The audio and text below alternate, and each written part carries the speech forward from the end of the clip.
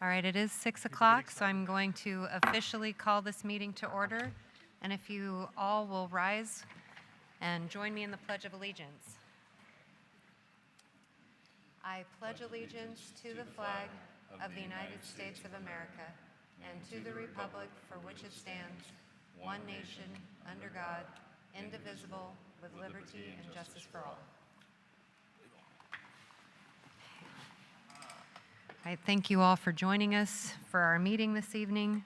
Board members, have you had a chance to take a look at the agenda? I would make a motion to adopt the agenda.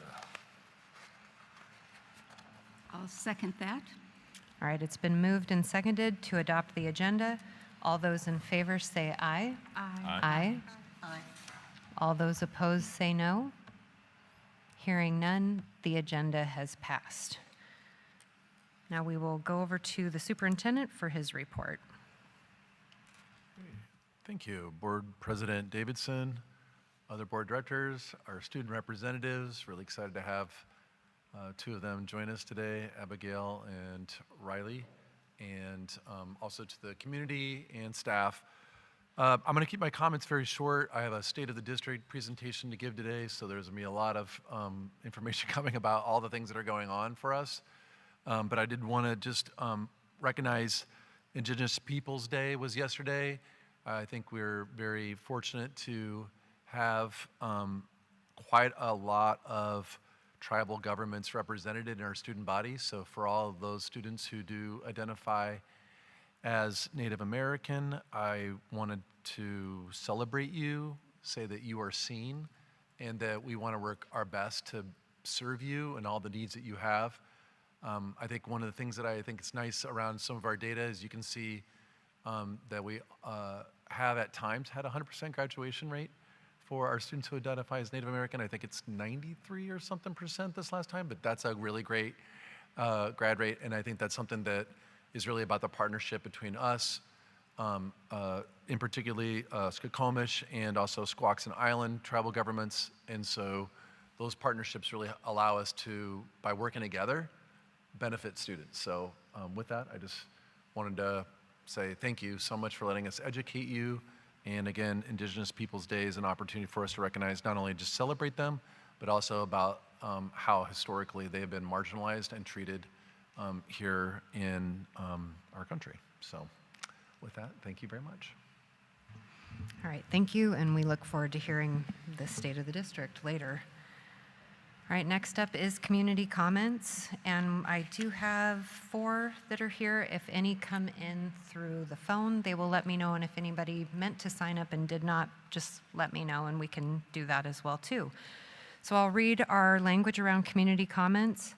As part of the regular school board meeting, the board invites community members to make public comment in person and/or by phone, if as conditions allow. If speaking in person, please follow the public comment procedure by signing in and stating your name and address at the podium when called by the board chair. If making comments by phone, please dial 1-253-215-8782 and enter meeting ID number 854-3386-9913. Each person is allowed 3 minutes to speak. In accordance with the Open Public Meetings Act, the board is not allowed to discuss items that are not on the agenda. The board will direct the superintendent to follow up on any items that arise during public comment as appropriate.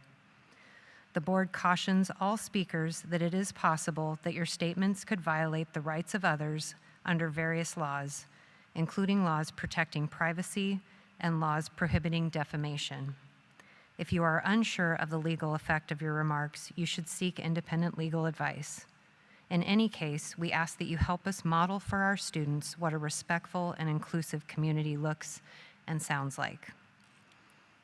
And the first person I have on the list tonight is Shyler Rad.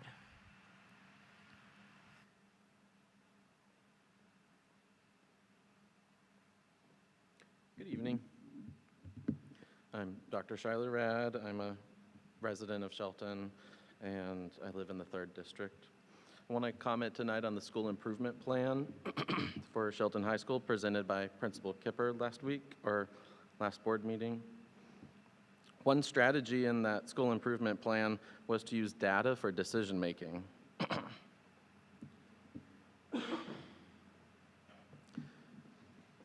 In 1904, British psychologist Charles Spearman discovered a technique to measure clusters of data. Today, this technique is used in all parts of our lives and goes by names such as cluster analysis, latent factor analysis, and machine learning. I applaud the commitment to using data. However, I would urge the board to support policies that ensure school improvement plans are based on statistical clusters of data rather than ad hoc combinations of data points. Another strategy in the SHS School Improvement Plan is using a reward program. In 1898, American psychologist Edward Thorndike discovered the law of effect. Today, this law is used to enhance learning and goes by names such as behaviorism, stimulus response theory, and positive reinforcement. I applaud the commitment to using a reward program. This is an example of a policy that is based in the laws of science, and I urge the board to always support policies that are based on science. Thank you. Thank you. Bob Rogers.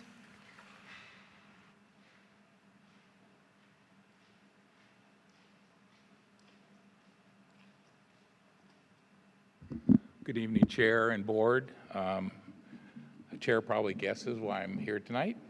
I'm here to comment on the Board's revised language in the open comment section, or the community comments as the district calls them. First, I want to make the Board aware, because some of you may not be, that I was on the City Council, so I'm speaking from someone who has dealt with some of the issues you've dealt with that sometimes they're not real comfortable to deal with as far as public comment. So please take this from my heart as someone who's been there. The revised language, starting with the board cautions all speakers and continues about seeking legal advice if you need to.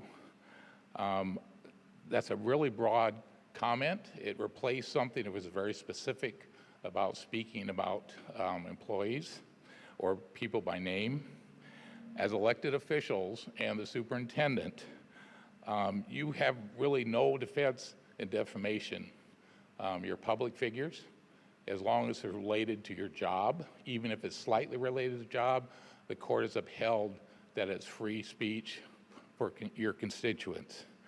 Your responsibility is not to WASDA, and the board's responsibility is not to the chair, or to, Chair, to the superintendent. The board's responsibility of those who elected you, and that's the community. I've been unable to find any area school districts that have anything close to that dramatic of language. I've looked around, there's probably some out there.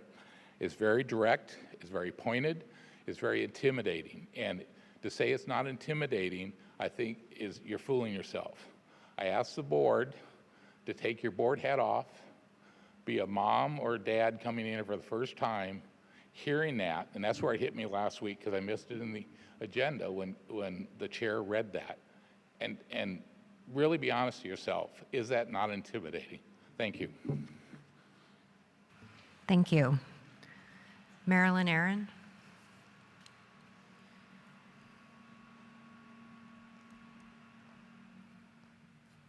Hello, my name is Marilyn Aaron. My address is on file.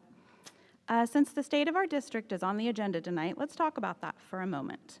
I see in our measurable wins under the superintendent's report, we have growth on ELA standards in K through 6, even as we lift off in our first year within our new literacy model. We expect to see the data behind this reported growth, Wyeth. When can you provide this data to us? We all sit here and try to talk about how great everyone is and how great everything is going in our district, but let's talk about our numbers for a moment. Our numbers are not good. According to our report card from OSPI from spring of '23, 31.6% of students met ELA standards, 19.4 math standards, 26.9 science standards. That is it. We absolutely must hold our superintendent and our administrators at the district office to a higher standard. If they are truly doing their jobs, what they were hired to do, why are our numbers so low? Last year was the first year of the district's adopted balanced literacy, which a typical balanced literacy framework includes 5 components: read aloud, guided reading, shared reading, independent reading, and word study. This program may look and sound great on paper, but in reality, it's lacking. It has gotten rid of the foundational skills of phonics-based reading. Balanced literacy can work when the kids are able to successfully read at grade level, but when our kids are unable to sit and read independently, where does that leave us? Here are some findings. Students at one of our elementary schools from last year to this year, 77.3 of the students in one class are below grade level in reading. And in another class, 100% of those students were below grade level. This program gets rid of all the foundational skills of phonics-based reading. The teachers have 15 minutes to read with the kids and talk about the story. Then it's 45 minutes of independent reading from the classroom libraries that no longer have phonics-based books because the teachers were required to remove them for the new classroom libraries. The data isn't lying. Our scores are continuing to decline. OSPI even backs the science of reading curriculum, not balanced literacy. The balanced literacy program is the exact opposite of that. And let's talk about math for a moment. Our percentage of students that met math standards is absolutely sad. SHS, 14.6. Choice Middle School and High School, 6.7. Cedar High School, less than 14%.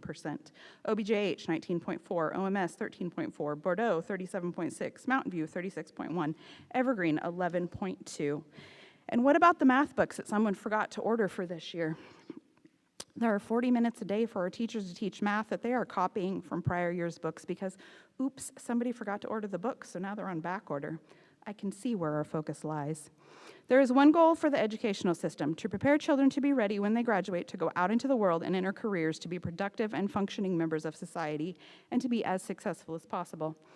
We need to have a renewed focus on our ELA math and science standards. We need to put the fundamentals of education back into our education system. I look forward to the day when we have moved beyond a board of directors that cares so much about the ever-changing agendas, and for the time when we have a school board sitting in front of us that is focused on our students and their academic learning and improving the state of our district.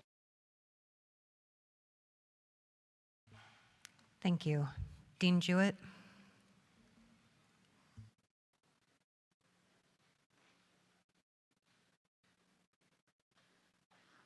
Dean Jewett, address on file. Nice way to take a look at the clock, Wyeth.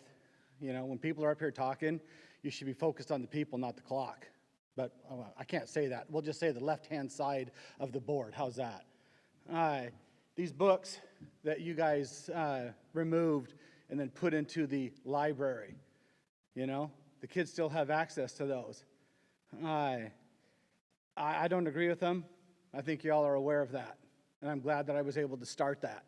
Maybe it'll open up a few eyes and make you guys accountable for your actions. The topics, some of the things I heard about, well, we need to have the kids read, you know. So some of the teachers that were up here with their big degrees had made comments about the community maybe not being as intelligent, or maybe we don't know what we're doing. Imagine that. I'll go head to head in real life experiences against anybody. I don't need a degree for that. You know, don't make us feel stupid if we're bringing an idea or something to you. Don't talk down. Talk to. Don't talk at. Some of these topics, you know, we talk about that these topics in this woke agenda and this indoctrination of sexualization of the children. I mean, if you guys really want to have those kind of books out there, I could probably put a subscription to Pornhub, you know, available for your students. Or maybe we could set out some Penthouse Forum letters for you guys to have as well. I mean, is that what we need? Do we need to go buy a book, Meth for Dummies, so that we can make sure that the kids do that too and make sure that we're not censoring that? I mean, where do we draw the line? I read an article in the paper from the high school principal, and he talked about attendance, increasing attendance. I mean, I just heard some scores that were just dismal. So shouldn't we be focused on that? And if we're going to increase our attendance, how are we going to increase that? You know what one of the answers was? We're just going to go away with the discipline. We're going to go away with off-school suspension, and we're going to keep them in school. So why are we keeping them in school? Is it because you want that person there to get the money from the state? or are you going to have them distract the other students in the classes? I mean, I don't understand the common sense in that. Well, maybe there isn't any common sense. I'm not sure. The bullying on buses.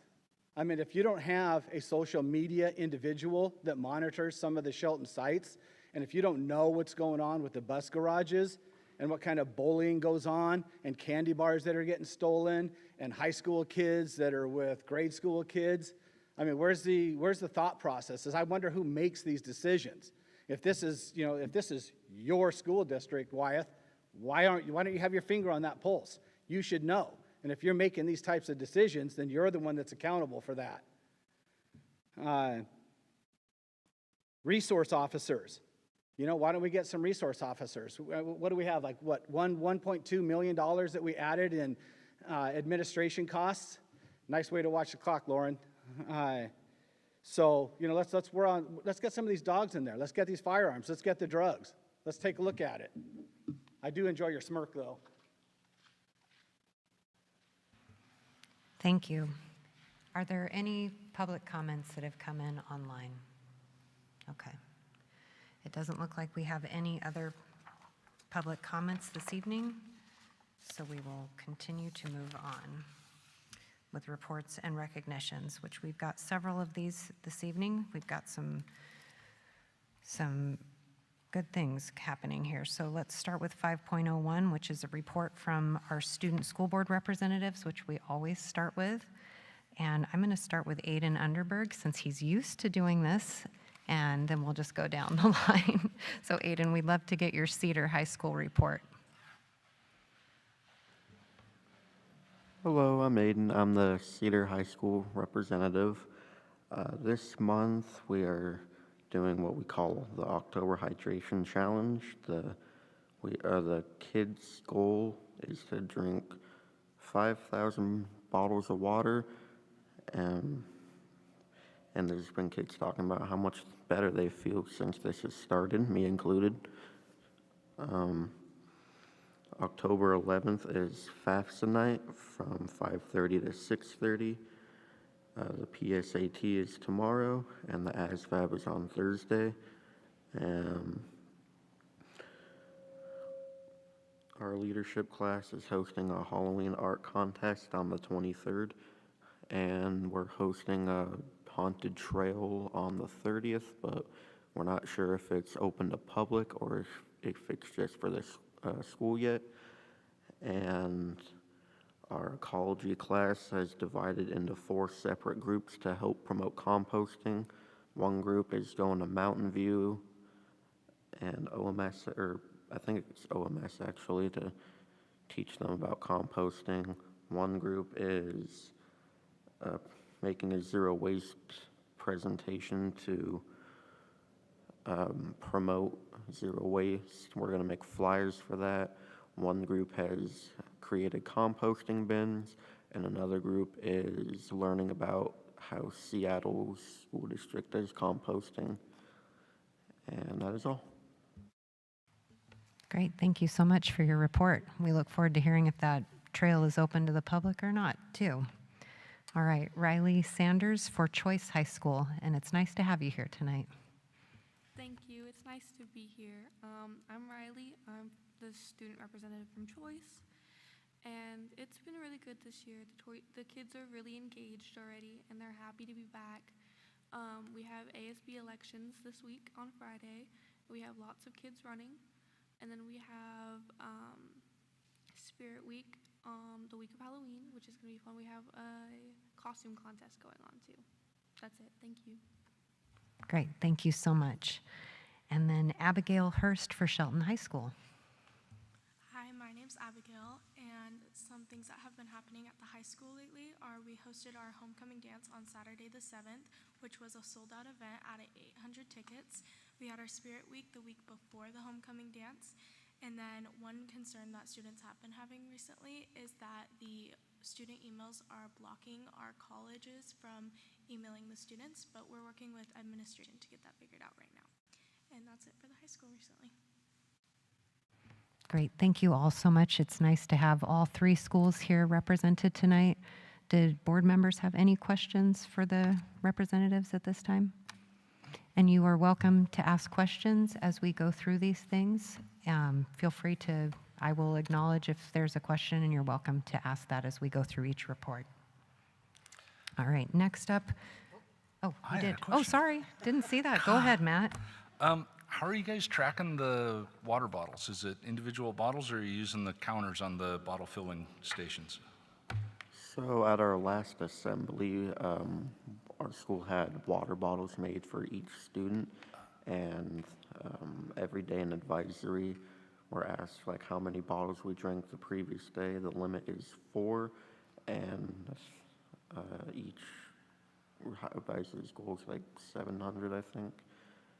And it doesn't have to be the water bottles that they gave us, just any water bottles, but they just handed them out to us because it's cool. So you're using refillable bottles then? Yeah. A for the day. All right, good job. All right, we can move on now, right? We can move on. Okay, 5.02, Cedar High School School Improvement Plan. And for that, we've got Marianne Marshall and Amber Hosford.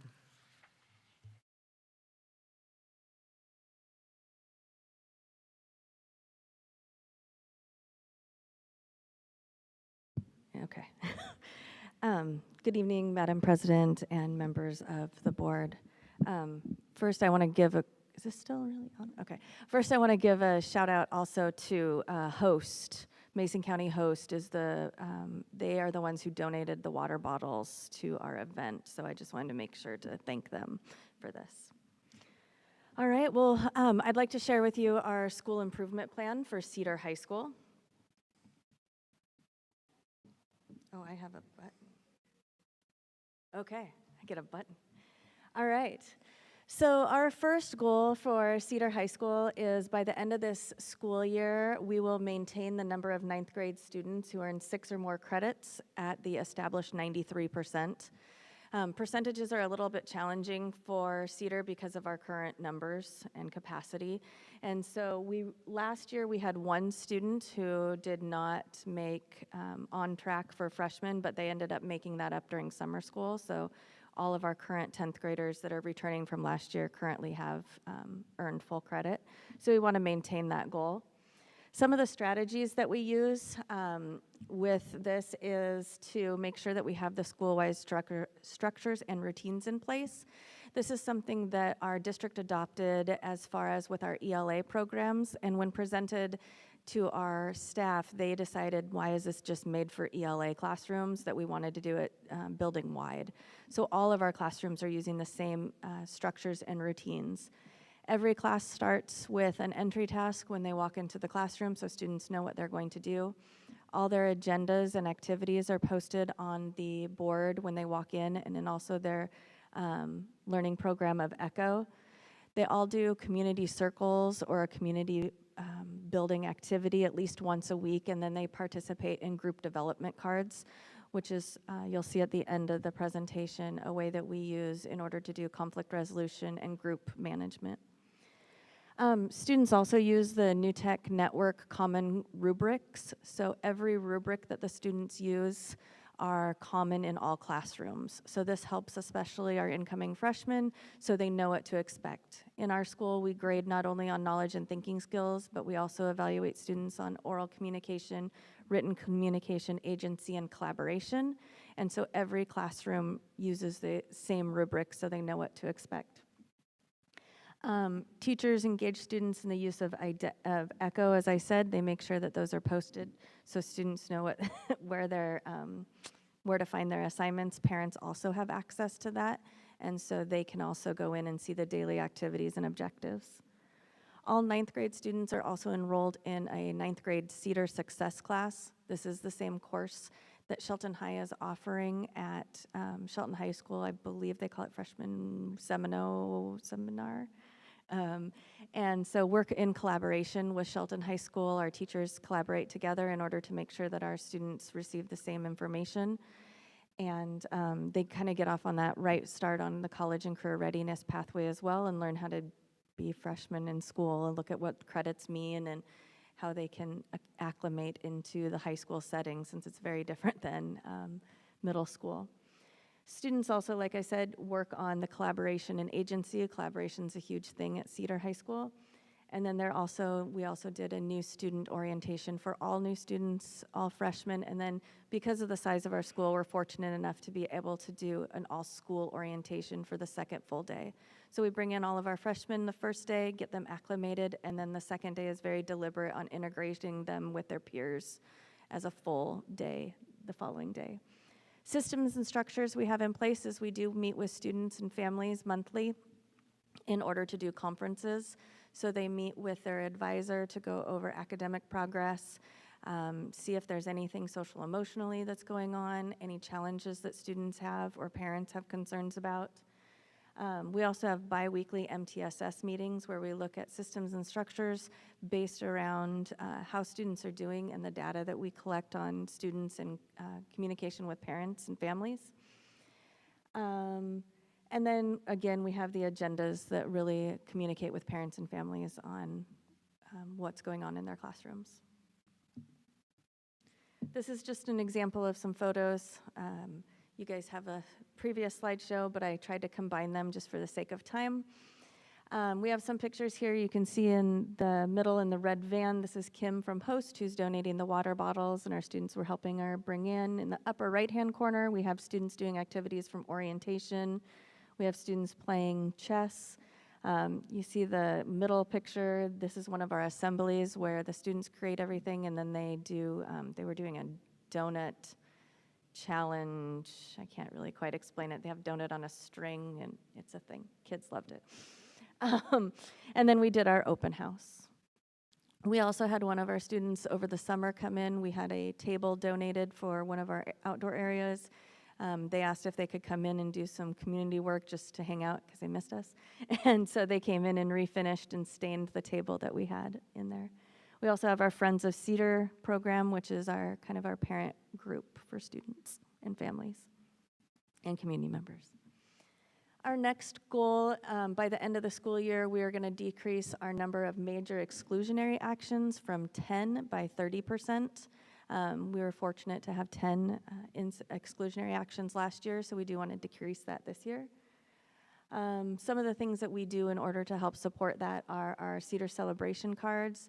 We use our Cedar Celebrations to celebrate collaboration, engagement, diversity, agency, and respect. And so we have little cards that students can staff hand out to students, and they write down how they met those areas and demonstrated those goals in our school. They get to spin a little wheel, and then we enter them into contests and things like that. We also have one for staff, so students are able to nominate staff, because I think it's just as important for staff to be recognized for the work that they do. Students are also practicing the skills of collaboration through our student-generated group development cards. You'll see those at the end of the at the end of the presentation, where they go through a process when they work in groups. As we know, it's not always easy to work together, so we have to deliberately teach our students how to do that. This really helps our discipline. We start with forming, storming, norming, and performing. This was developed by a student survey. Every year we do a New Tech Network student survey that talks about everything, how the school's going. We do it twice a year, and based on that data last year, students reported that was a struggle, is working together in groups. So together with our students and staff and our counselor, they put together with us these group development cards, and then we have since published them in all classes. We use group contracts, so students are accountable for their actions in their groups. And then teachers confer with students regarding their goal setting, their learning standards, and their performance on a regular basis. That was an initial ELA strategy that our staff decided to adopt across the board through all courses. Discipline data this year, we're going to enter all of our discipline into a Swiss, which is going to be able to provide us with more information, more specific information about where and how to help drive our decisions based on school-wide systems, stronger than what we were currently entering everything in Skyward. And then we have our consistent MTSS meetings, and then again, we confer with our students in our monthly conferences that all support the action of our discipline referrals. And then this is just an example of activities that we do have done throughout the year already. It does look a little bit different at Cedar that we try to show. You'll see in the upper left-hand corner, these are some students who attended the Panacac College and Career Fair up in Lacey. So these students are anywhere from our freshmen to seniors who are already starting to look into colleges. They went in there in the evening, met with our school counselor there. She was there to help support students and families as they start looking at their colleges. We have St. Martin's, the next picture, we have St. Martin's College coming in to start looking and talking with kids. We had a career cafe where we're having community members come in and start talking to students based on the interests that they share that they want to hear from a community member based in that field. Not necessarily for students who may not necessarily want to be on that college pathway. And then these are some of our activities at the bottom dealing with our composting and our trail building. If you didn't know, they just built a composting system at Callahan Park. So that is now up and running. And that is my presentation. Oh, just kidding. Told you these would be coming. These are examples. I know it's really hard to see on here, but this is an example of the group development cards that our students go through. And when there's conflict or whenever, they go through and check the process and see where they are to help solve problems. Now that really is the end of my presentation. Thank you. Any questions? All right, thank you, Amber. Yeah, board members, feel free to ask questions, and students too. Okay, well, I have a question for you, Amber. Yes. That's a very nice presentation. And visiting your school, I know that collaboration is very important to your students. Tell me about your numbers this year, because you were concerned last year to get the right amount of numbers. What's your enrollment? Our current enrollment, I believe, is at 89. Okay, a little bit lower than your goal of 100. Correct. Will you take students mid-year? Yes, absolutely. Okay. All right. We currently are accepting applications. We had another student come in and their family come in looking at our school. We always invite students and families to either come in first to do a tour to really know what they're getting into, what to expect since it is a little different than a traditional. We want to make sure it's the right fit, but we encourage students to come in, get a tour, and if they're interested, to fill out an application. Absolutely. Well, thank you. I'll be there to visit one of these days soon. Anytime, you're always welcome. Thank you. Are there any other questions? I have one. I don't know if it's more a student rep question or you question. I know that Abigail mentioned some of the emails coming from the colleges, and you've mentioned that you have quite a few students already working with colleges, and I'm wondering if there's any issue with the Cedar students receiving any emails from their colleges. Kind of, I guess I'm trying to decide, is it kind of across all the high schools, or is it just at Shelton? It's also been reported that students are having challenges getting emails coming in from their colleges. So I've been working with Glenn to make sure that he's aware, and I know they're working on that.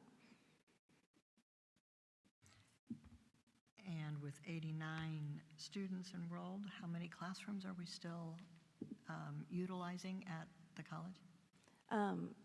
We have 8 classrooms total, 4 of which are for the portables that Shelton School District has purchased.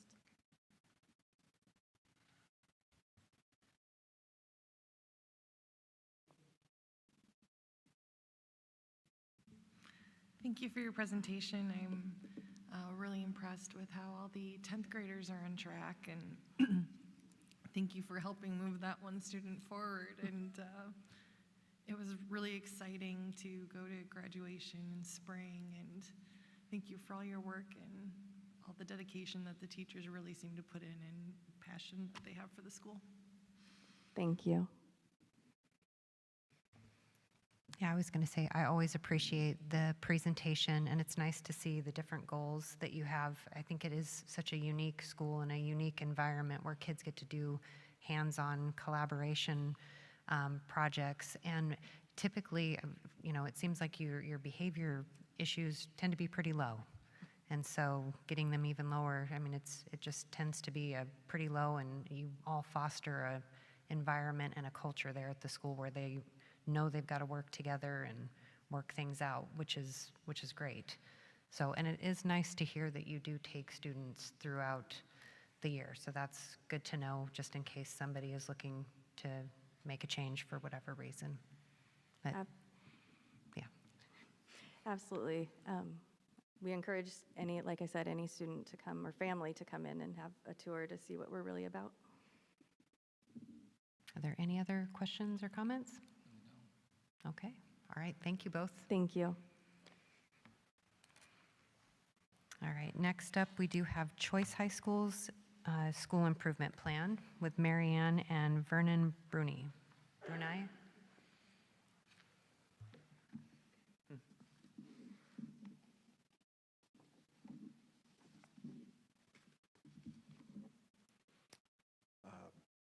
Superintendent Jesse, Madam Chair, and board members, and student reps.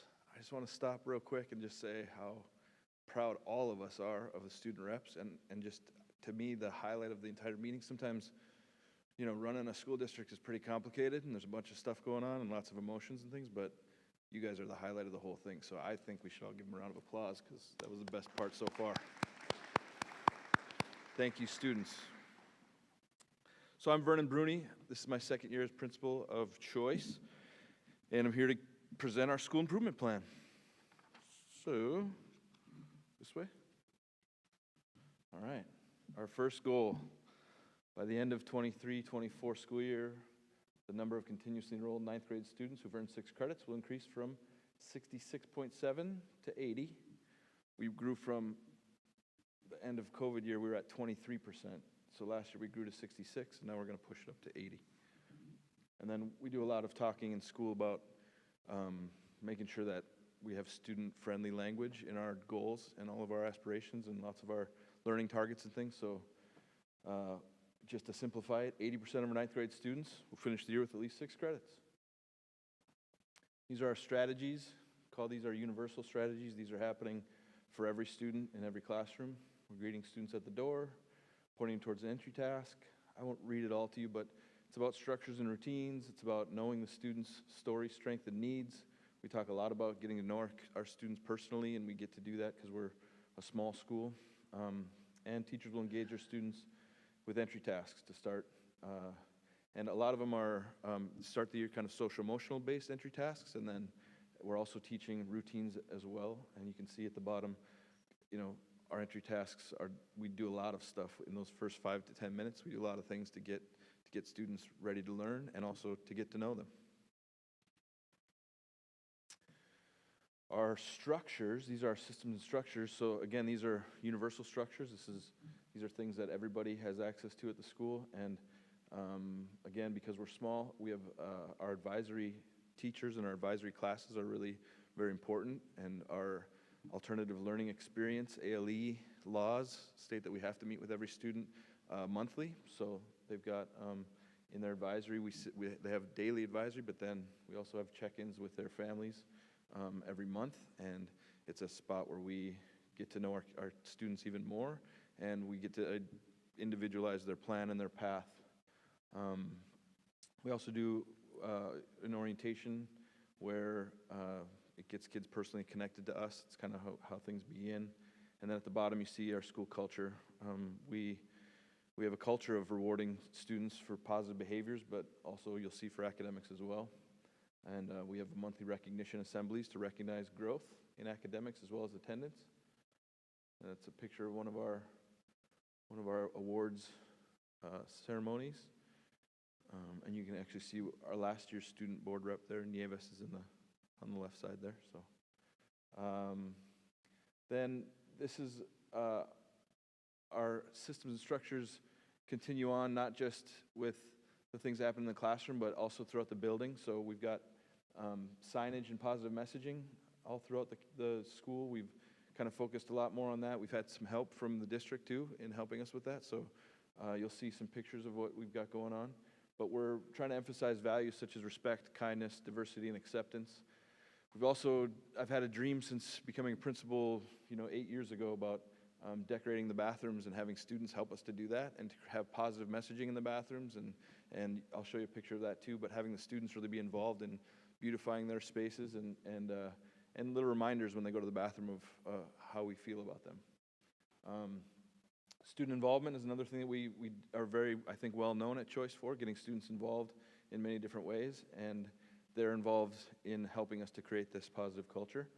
And then the MTSS and SST student support teams, we just try to identify students that are struggling, and we use data to kind of inform our strategies, but we identify students that need a little more support, and you know, we can design something at Choice that's really more individualized for them depending on what they're struggling with. And there's an example of some of our signage. You see in the bottom on the left side, that's a mural that's being painted by some students in our art class on a stall wall. And you see we've got in every bathroom, "You are beautiful, you are smart, you belong here," things like that, by the mirrors in the bathrooms. And then our paraeducators and our PBIS team, you know, are doing things on the bulletin boards and, you know, along outside of classrooms and outside of our office space as well. You can see more in that bottom strip right there. That's one of the things that the district helped us with, and you can see we are happy to have it's a huge kind of mural right when you walk in the front door, and it's got all of our all the faces there are students of our own and that they can see themselves in, and our community agreements are along the bottom there, along with our logo. And then these are an example of our community agreements that are posted all over the hallway and in the bathrooms as well. Right to participate, appreciation, no put-downs, mutual respect, and attentive listening. And school improvement goal number 2, by the end of the 23-24 school year, we'll reduce the number of disciplinary exclusions from 36, which is about 4 per month, down to under 27, which is below 3. So that's the plan. And you can see there are no bad kids, only happy little classroom challenges. That's from Mr. Bob Ross. What does that mean, again, in student-friendly language? We'll reduce the number of disciplinary actions from 36 to under 27. How are we going to do it? Well, we've got, to add to all the stuff that we're doing in the building, we implement restorative justice practices, and that's a tricky thing to talk about because oftentimes it takes a huge movement to make that happen, but we just have lots of different restorative techniques that we've been using for many years at Choice, and I brought some of my own that brought with me from my Hood Canal and North Beach days. So we spent a lot of time restoring justice and helping students to right their wrongs when things go wrong. Again, our school culture is such that we are establishing clear expectations, and we're rewarding folks for positive behavior. And then this year, we also got some help from the district by adding a mental health support. So we've got a full-time mental health counselor there that works with us from True North, and we're developing with True North a system of how we can utilize that to its fullest ability, utilize her to her fullest ability. Her name's Alyssa, by the way. She's awesome. And then Tier 2 and 3, again, this is just about regularly using data and having regular meetings around who's needing more support and how can we do that. And these are just examples of our school culture and the types of fun things that we do and the great kids that we have. So I just wanted to highlight them. And that's an example of one of our ELA classes that's utilizing the new books in the new library. You can see the books in the bins in the back there. So that's also been a huge hit. All of the students are reading more than ever before, and they love it. Teachers love it too. So thank you so much for your support. Thank you. Any questions? Yeah, board members, do you have any questions? I don't have any questions specific. Well, I do have one.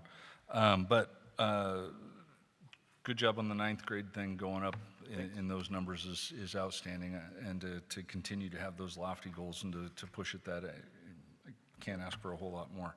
On the bathrooms, do you find that since you made them look pretty, they stay cleaner? We didn't have much. They weren't that dirty to begin with, so I don't know. I think they stay pretty clean anyways, wouldn't you say, Riley? Yeah, our bathrooms are pretty clean. People take good care of them. But are they cleaner? Not that I've noticed, but it feels nicer when Okay. we go in there. It doesn't look so plain, doesn't look as All boring. right.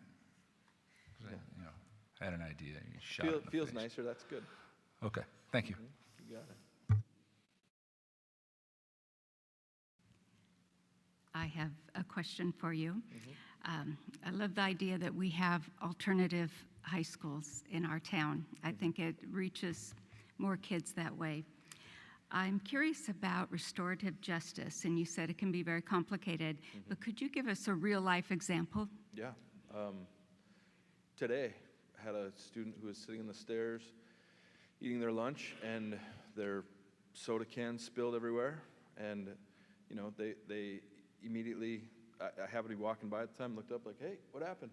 Oh, you know, and it's a culture already of like, well, we did something, we got to make it right. And I've worked in other schools where it might be like, oh, let's sweep it under the rug and kind of walk away.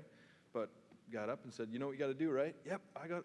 Off they go to the janitor's closet. They got a soapy bucket of water to wipe it off, and then a towel to make it dry. And that's an example of someone just, you know, taking care of the community and righting the wrong, right? There's bigger examples of if they're like at the end of the year, we happen to have a bit of a physical confrontation between two students. And in that situation, the students have to, I mean, they've served their disciplinary action, whatever that is, and then they have to come back to school and they have to do a presentation in front of everybody about, you know, what happened and which community agreements that they broke and how they plan to fix whatever it was and how they can move forward in a peaceful way. So it's about kind of restorative justice meetings that we have. That sounds very meaningful for everyone, the people witnessing it and the people involved. So tell me your enrollment numbers. 175 is the total head count, but so that includes a lot, right? We have a lot going on there. So we've got the Pathways program for developmentally disabled folks. We've got our middle school program. We've got the numbers even come from the Juvenile Detention Center, which also is under my watch, I guess. So 175 is a big number, but I think the FTE count is actually 123 because of how much that we're sharing. And this is something that we're doing a lot better this year, sharing our students with the different paths that they have. So we've got, I bet we've doubled or tripled the number of kids that are coming to Shelton High School. So I've got students that are coming to Shelton for stuff that we can't offer, right? We're too small, so we can't offer everything. But I've got students coming to Shelton High School for welding, automotive, junior ROTC. I think Riley's even taken some high-level science classes that we can't offer. We've got kids that are above the level in math too, that are taking higher-level math. And then we've got a bunch of kids that are doing Newmarket. I've got a couple of kids that just started a few weeks ago. They're doing the medical assistant thing at the Newmarket Skills Center. We've got kids in the veterinary, in culinary, cosmetology. So we're doing a better job, I think, of kind of navigating them towards their passions and their post-secondary goals. Are they still going to classes at Choice? Yes, ma'am. As well as the other? Yes, ma'am. Okay. And let's see. Well, I'm glad to hear those restrooms are going to be decorated. I spent 13 years in that building as a teacher and monitored those restrooms. Yeah. In fact, the woman standing next to you happened to be in that building years ago. So, Right. Well, you're welcome to come help us monitor those bathrooms anytime. good. I'll send you my resume. Yeah. Sounds good. Yeah. No, good. I'll be down to Choice. I want to see Great. see You're your welcome school. anytime. Thank you for good presentation. Thank you. I'd also like to thank you for your presentation. You're doing lots of good work on making the environment a positive place, which is such an important aspect of school along with curriculum. So I really appreciate that. And Thank you. The mural with the student body reflected is just really gorgeous, and I'd like to also come over there and see that. So thank you for Please come anytime. those things that really add up.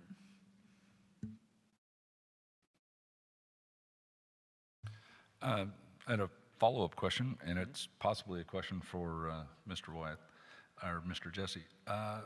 You talked about your total enrollment and then your FTEs being a big different number. Where do those FTEs go if they're not going to you? Because they go somewhere. Yeah, that they get shared. Okay. It's no different from SHS or anywhere else. If they're Okay. with running START, kids get, we have there's a certain mathematical formula, but same thing with the new market kids, and same thing with the kids that are coming to Shelton, they just get shared. Okay. So, Thanks. And I do want to say, I really appreciate also having an alternative, smaller school within the Shelton School District. What you can offer, and what I hear from families from being on the board for 8 years, is the flexibility that you give families and students that really need that for whatever the reason is.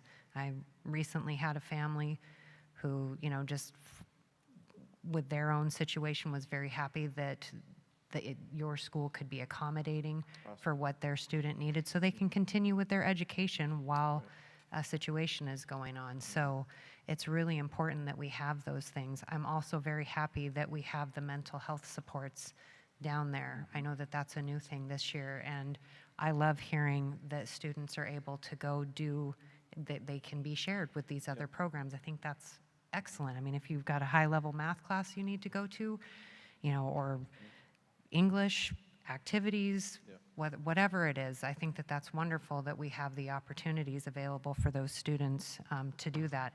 And I also love, because Carla and I got a chance to go around and look at different classrooms yesterday with the superintendent, I love that you did put this in there with the books, because having seen it firsthand, and I'm not in the schools all the time, I'm not a teacher, I'm not in there all the time, but to really hear that kids needed more books. They just needed to have the books in there, that this is new, and simply having them there means they are reading more, and that's going to help with all of this. So I really appreciate what you're doing at the school all around. I love hearing about that in the bathrooms too, because who doesn't need some positive affirmations throughout the day? It's really nice, but really appreciate your report. Thank you. Are there any other questions or comments?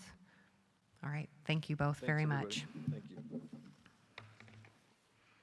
Okay, we can go to 5.04, which is services for English learners for the 2023-24 school year with Kat Kelly.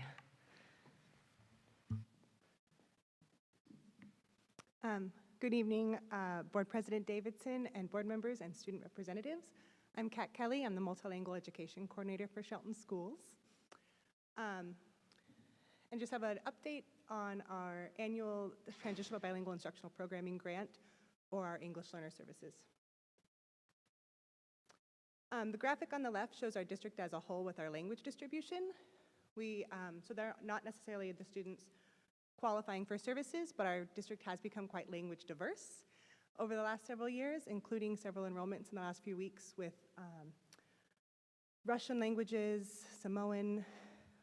We also have several families with Korean, Cantonese, Punjabi. The majority of our students who are multilingual are still speaking Spanish at home, but we also have that representation of Mayan languages, including Mam and Canjobal, which have become growing populations, as you see. On the right, we see students who are qualifying for services by grade level, and that descending curve is pretty traditional. As students exit services, you'll have fewer students at the upper grades. So most of our students do start in our elementary schools in the primary grades.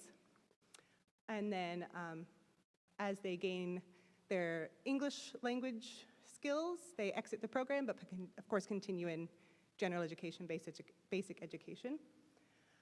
We still do have several, a good portion, 40% of our students qualifying after 5 years, which the state then considers them long-term English learners, which is a designation by the state. I think it's important to note that passing or exiting English learner services, for example, is not a graduation requirement.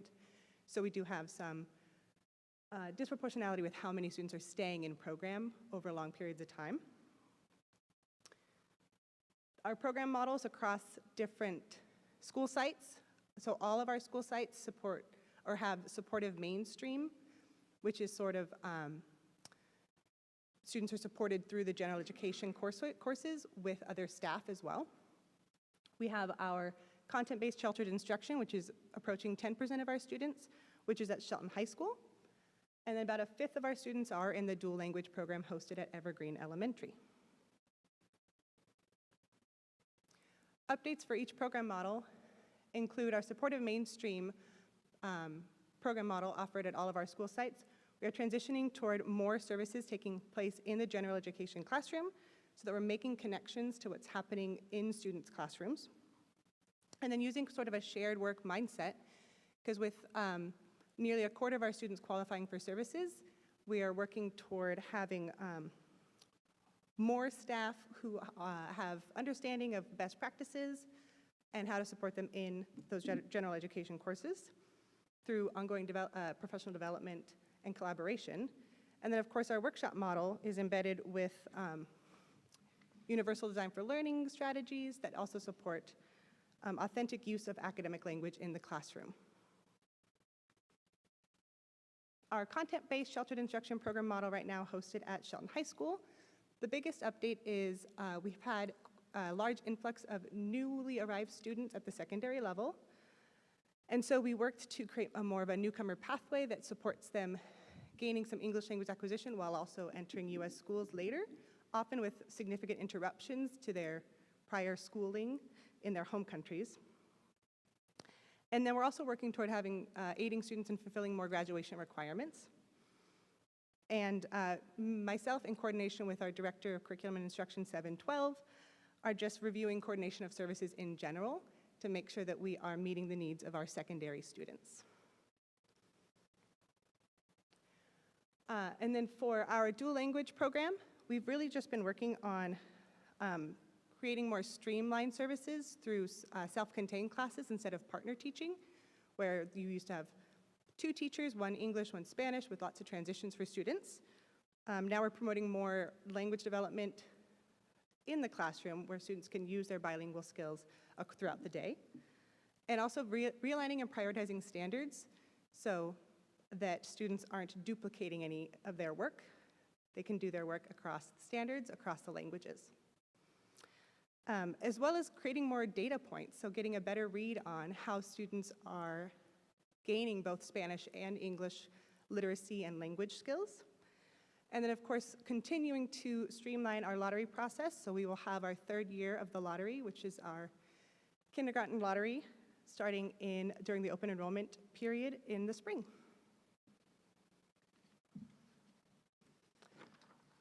Our students who are qualifying for ML services in 3rd grade, across our program models, you will see it differentiated there for Evergreen since they have a supportive mainstream strand as well as the dual language strand. What was interesting is 10% of those students have already met standard on other assessments, but not necessarily on the assessment that measures their English proficiency. So we can kind of make some projections around how they are performing in the actual content standards for their grade level versus on the English language proficiency assessments.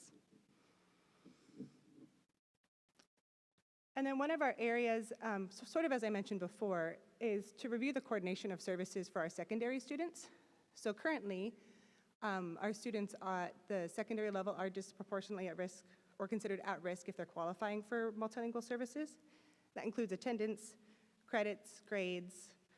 Luckily, many of our school improvement plans also support sub-goals that support our English learners. So there's going to be coordination between myself, the buildings, and our director of 712. But just making sure that they're participating in fulfilling graduation requirements while also gaining English language acquisition.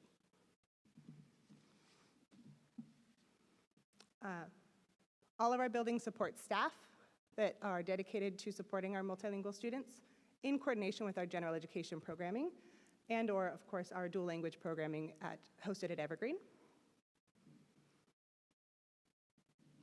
And then lastly, we do have some professional learning opportunities throughout this year and, of course, next summer. So through our summer summit, we were able to introduce more strategies that support that universal design for learning that focuses on creating more access points for students and making sure to address barriers.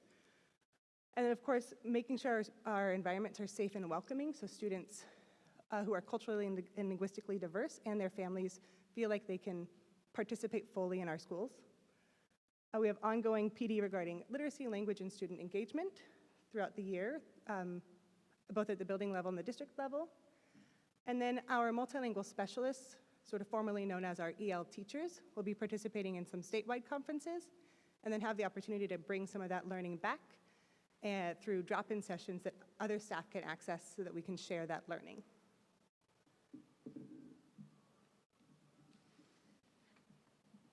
It was a little quick, but any questions? I'm sure there will be questions. Who would like to begin? Or comments? I can start. I've got a question. Of course. We're talking about this happening more in the mainstream learning. I guess, can you give us an example of what that looks like versus, if you've got people that are struggling to learn the English language at whatever grade they're in, how are they being supported in those grade levels in a general classroom? Absolutely. So it would depend on their, we would usually use their proficiency level score, which is based on an assessment called the WIDA. So it measures speaking, listening, reading, and writing. So students who are higher on, for example, speaking and listening, so their oral language, would be supported in the classroom through more of the literacy strategies and supports, maybe by a reading specialist, whereas a student with more oral language development might have a couple of small groups with the EL teacher, but then also through those access points through the universal, the UDL strategies, et cetera, in the general education classroom, you really are focusing on developing the oral language of academic English at the same time. So it depends on the proficiency level of the student. Okay. And you're saying that there's a higher percentage in the elementary schools versus as we go up, or? Typically, yeah. Students will exit usually between 5 and 6 years. So we had a big cohort. Our biggest cohort that exited was in the 5th grade cohort last year. And so then they aren't no longer qualifying for services, direct services. They do have a 2-year monitored period where we, sometimes when you take away a support, then there's other things that can come up. So we have a monitoring process for 2 years. Okay. And then they're fully exited after the 2 years. Okay. Okay, thank you. I have a few questions. First of all, you talked about content-based sheltered instruction for high school. I really don't understand that at all. Could you try that again? Absolutely. What that means? So that's just a class where all of the students on that roster would be qualifying for English Learner Services, and that way the instructors can target their instruction towards, the needs of those students, versus supportive mainstream, where you would have a mix of students who are English speakers and then also qualifying for English Learner Services. So there's a classroom with the teacher, and there may be several languages in the room, and there's a content, math, history. This year, go ahead, excuse me. Well, I'm just saying, I'm trying to set it up what it looks like. So, so a content like math, and they would all be learning the same skill? Is that how it works? Yeah, so for example, this year we are piloting Pacific Northwest history through this model, since it's a graduation requirement, because we're also trying to support students in fulfilling their graduation requirements. So they teach the content and standards with the scaffolds and strategies that support English learners. Is technology used anywhere in translating or enhancing the language skills? It can be difficult with more language diverse classrooms that we've had. So when it was predominantly Spanish, I think those things were more widely used. But now with MUM, Cajoval, Russian, the students who will be often the ones who self-advocate for those tools. We all have our devices, and so they'll use those as part of maybe the independent application side, but our instruction is predominantly through differentiated strategies and scaffolds to modify the curriculum or the content enough to support students at different proficiency levels of English. Okay, let me give you a real-life example. And what do you think the support systems would be in this classroom? There's a first grade teacher. She has 22 students. 9 of them are non-English speakers. They're English language learners. She is going through a first grade curriculum, teaching word work, phonics, and then this silent reading time. And she has 9 non-speakers. So what do you think is the model for a classroom like that? So most of our first grade classrooms are through the supportive mainstream model. So they would have different push-in supports, or depending on proficiency levels, potentially pull out supports from their EL staff or their reading specialists. And so they'd get, the extra adult support.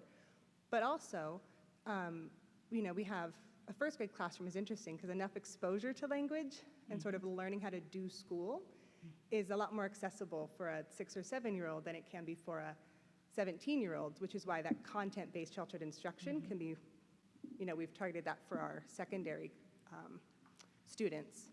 So it would be a combination of probably collaboration with the general education teacher, the EL teacher, maybe some reading specialists, some push-in supports, and then just creating a really sort of that classroom as the third teacher idea of really visually rich.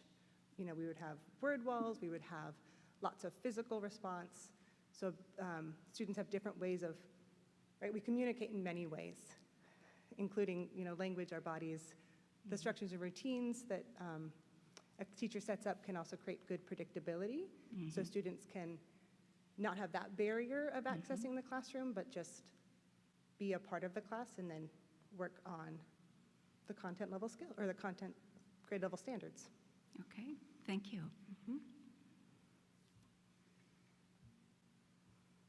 Are there any other questions or comments? No? I have one. You mentioned that, you mentioned the long-term English learners, and that would be 5 years or 5 years plus in the program. Is there a norm, not a norm, is there a target, an average of what, other districts are at for the length of time in a program? And if it's a different number than, 5, are we working towards or expecting to get to something less than 5 in the next few years?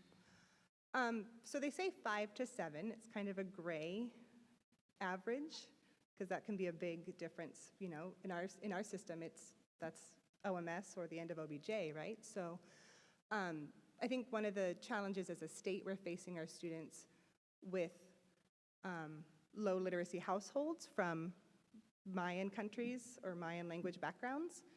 And so that's not just us, and I would probably say that as a state, that's kind of our biggest hurdle. Because if you have, for example, Spanish literacy in your family or in your household, it can be easier to transfer some of those skills. But as a state, that's a big lift. So. So you're saying, like, for some of our households, they're not getting that, like, vocabulary or language in English or necessarily their own? Is that, or no? Am I hearing that differently? Can you restate Well, your question? I mean, I'm just thinking of the David? challenges because, this is one of the challenges that our school district has. We have a high level of English language learners, but we're not the only school district that does. I'm just trying to understand better, part of that challenge if the students are learning in the school classroom and the first grade classroom that we're talking about, but then they go home and they don't hear English spoken at home, or maybe they're, we were in the classrooms yesterday and, just lacking of vocabulary because they're not hearing it. Yeah, right. We want to promote students using their primary languages at home, right? Because that's how they build their connections with their families and their communities. And so that's where I was saying with some of those languages, if they're not a written language or they're not reading that, they're not reading and getting a vocabulary in really any language maybe at home except for what they're hearing. Just orally, yeah. And I think that it's really interesting. We have some siblings who have gone through our system, and the younger siblings often have much higher English as they come into the system, as their older siblings have been exposed more to English throughout the system. Okay. Does it make sense? Yes. So that's another pattern that we can kind of pinpoint is students who have more exposure to the system. Mr. Jesse. Yeah, I think one way to, because the way the phrasing is like access to language, it's a structured language, right? And so speaking full sentences, paragraphs, syntax, right? And then in addition to what Kat's talking about is the vocabulary. So those other cues and structures of how language is developed in the conversations that are enriching, whatever language that is, and then the transference to English is really helpful. And so without or limited access to that, the development tends to be slower, but having siblings is one way that it does end up being helpful, because that's, again, practicing dialogue, oral language, which we keep stressing, that helps us for our students to learn, obviously, English, which is our objective. Mm-hmm. Thank you. I have a question. I'm curious, we were talking about the younger first grade groups before. With the school district having, 4 out of 10 students representing language, and we're in this mainstream model in the classroom, what does balanced literacy look like for those students and those teachers as, we've been on it for a little bit now, so I'm just curious how that works.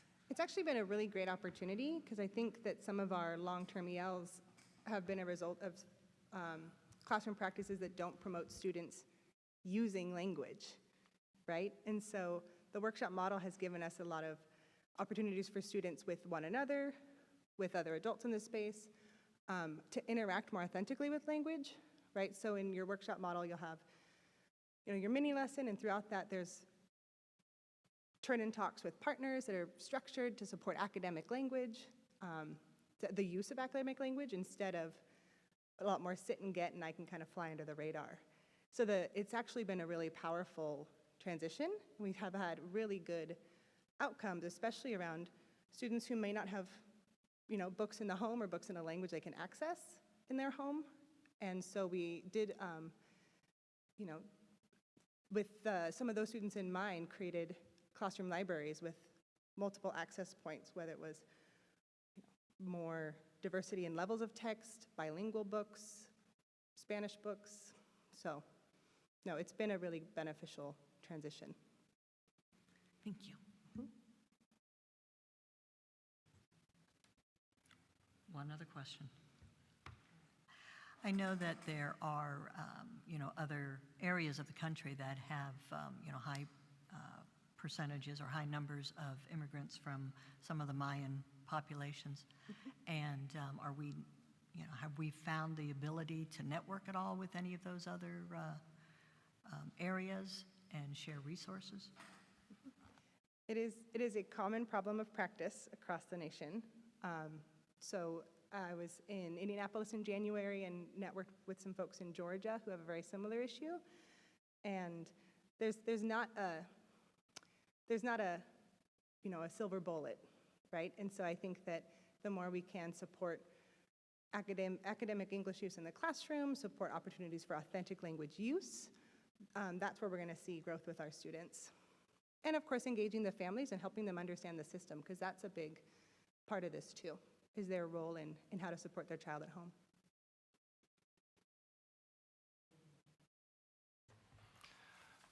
The only question I have is, do we have the ability to evaluate each of the students in their primary language, whatever it be, and then be able to use that as a predictor of their success on that 5-year track based on if they're reading at grade level in Spanish or Russian or whatever, is that going to translate into better success in English? I think I heard you say that, but I'm still asking the question. Yeah, generally, yes. If you have more school experience in your primary language, you can transfer that, like the doing school piece, some of the content. And we have some assessments that can help us support specifically around Spanish language, as some of the resources from our dual language program we'll use in our other school sites to help measure. At the secondary level, with some of our new language demographics, we are I'm working with some of our neighboring districts around, for example, our Russian students who have enrolled recently, because like we said, we want to leverage those assets. So. And that brought up my next question is how are you able to, and it sounds like you got it, but when somebody brings in a new language and it is something, I mean, I saw in a thing the other day, we were looking for Russian instructors, and I will admit I was surprised. But we do have a way to, if somebody shows up and that's not one we've heard before, we can get that taken care of. In terms of communicating with the family or supporting the student, or supporting the student, at least primarily, yeah. We've for example, the student who speaks Russian at Shelton High School who enrolled a few weeks ago from Uzbekistan, their advisory teacher actually speaks Russian. They're in our newcomer pathway, supporting the English for success in schools. So it starts with, hi, my name is, and goes all the way through navigating our community into, seasons of the year, right? It's the very foundational English skills, but they've been able to make really strong connections with that one staff member just to begin with, and that's sometimes all you need. Thank you. Well, I have one more question, and that is, no, I have two more questions. So is our enrollment increasing with ELL students? Every year are we having more ELL students? The trajectory has been generally upward, yes. Yes. So with 40% of our population as English language learners, and we just went through COVID, are you surprised that we have low state test scores?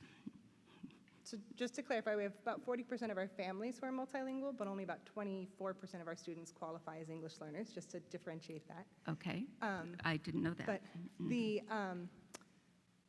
for example, the English language proficiency assessment is based on grade level standards. So if they aren't passing that, we can make some assumptions based on where they might fall with other state assessments.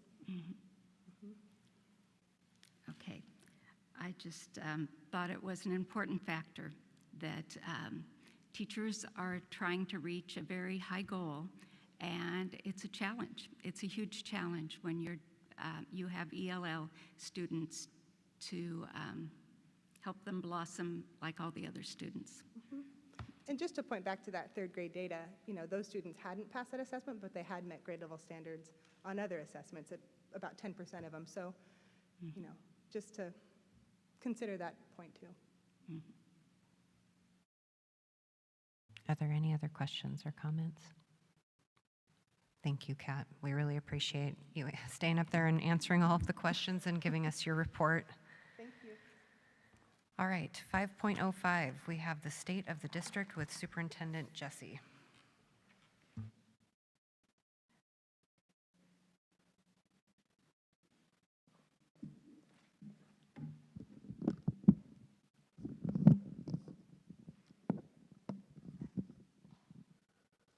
Good evening. So this is our annual State of the District. I'm going to go through a number of things that help explain not only the makeup of the district, what our areas of focus are, and then additionally some of our challenges and next steps. So I'll start off with our regular SWOT analysis. So we have some strengths.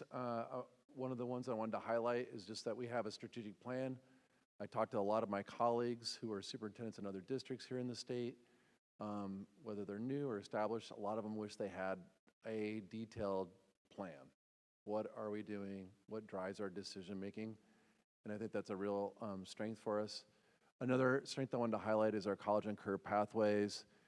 I know we talk a lot about it. I got interviewed today for the radio station, and we talked at length about our pathways. It was recognized by the Washington State Board of Education last year for a good reason.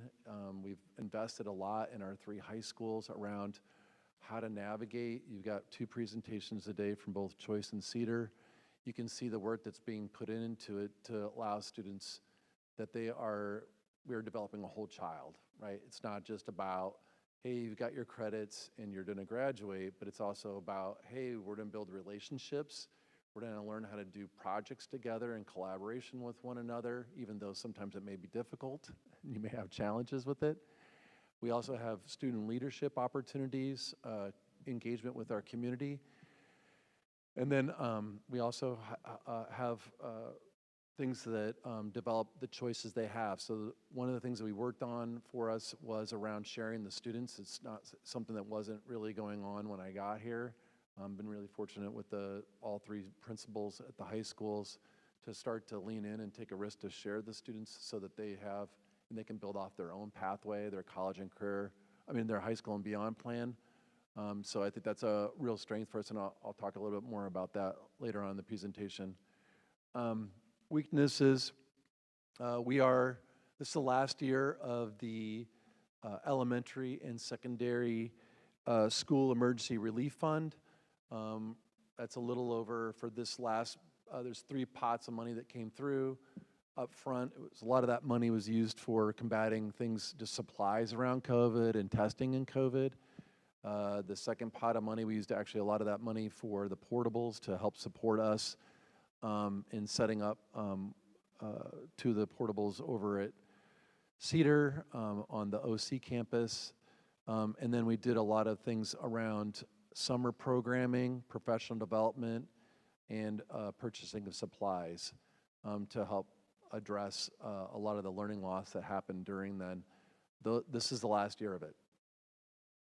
And this last pot of money is a little over $3 million. And for a district, and I'll talk about the budget a little bit, $3 million is a lot of money. And, well documented, got things to work on around our challenges around getting students to meet standard on the state learning standards. And the money does matter. And so for us, as much as we are planning for it, I'd love to see another extension, another grant come from the federal government to support our endeavors to, again, make up the learning loss across the state. It was 10-point drop is the average, both in reading and math. It's long-term work, it's not short-term work. I think we set ourselves up for long-term work by some of the areas that we focused on. But again, it's something that I think is gonna be a weakness for us. Staffing continues to be a challenge. Subs are short across the nation. I'd love to have more subs. Allows us to do some things with our teachers, especially around professional development, and then around the diversity, our staff representing the diversity that we have in our student body. Some opportunities for us. We know that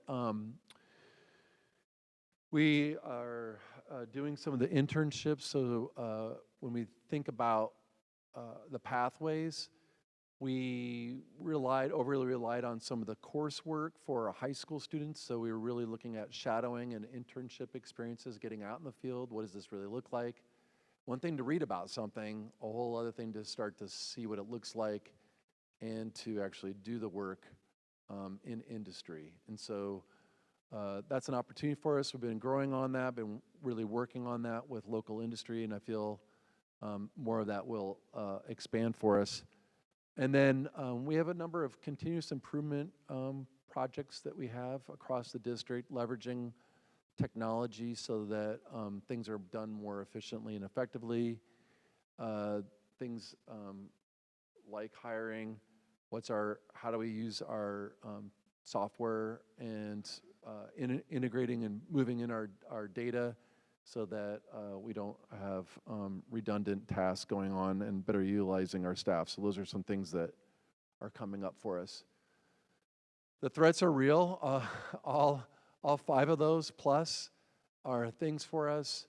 I think staying focused for us on the objectives that we have laid out in the strategic plan are critical. So much time and effort has been put into it. Continuing along with those things are truly essential for us to get results with our students. Retention, especially novice teachers. I think when I was talking with some folks and they were like, well, what, why, what is the issue around retaining teachers? I said, well, nationally it's an issue.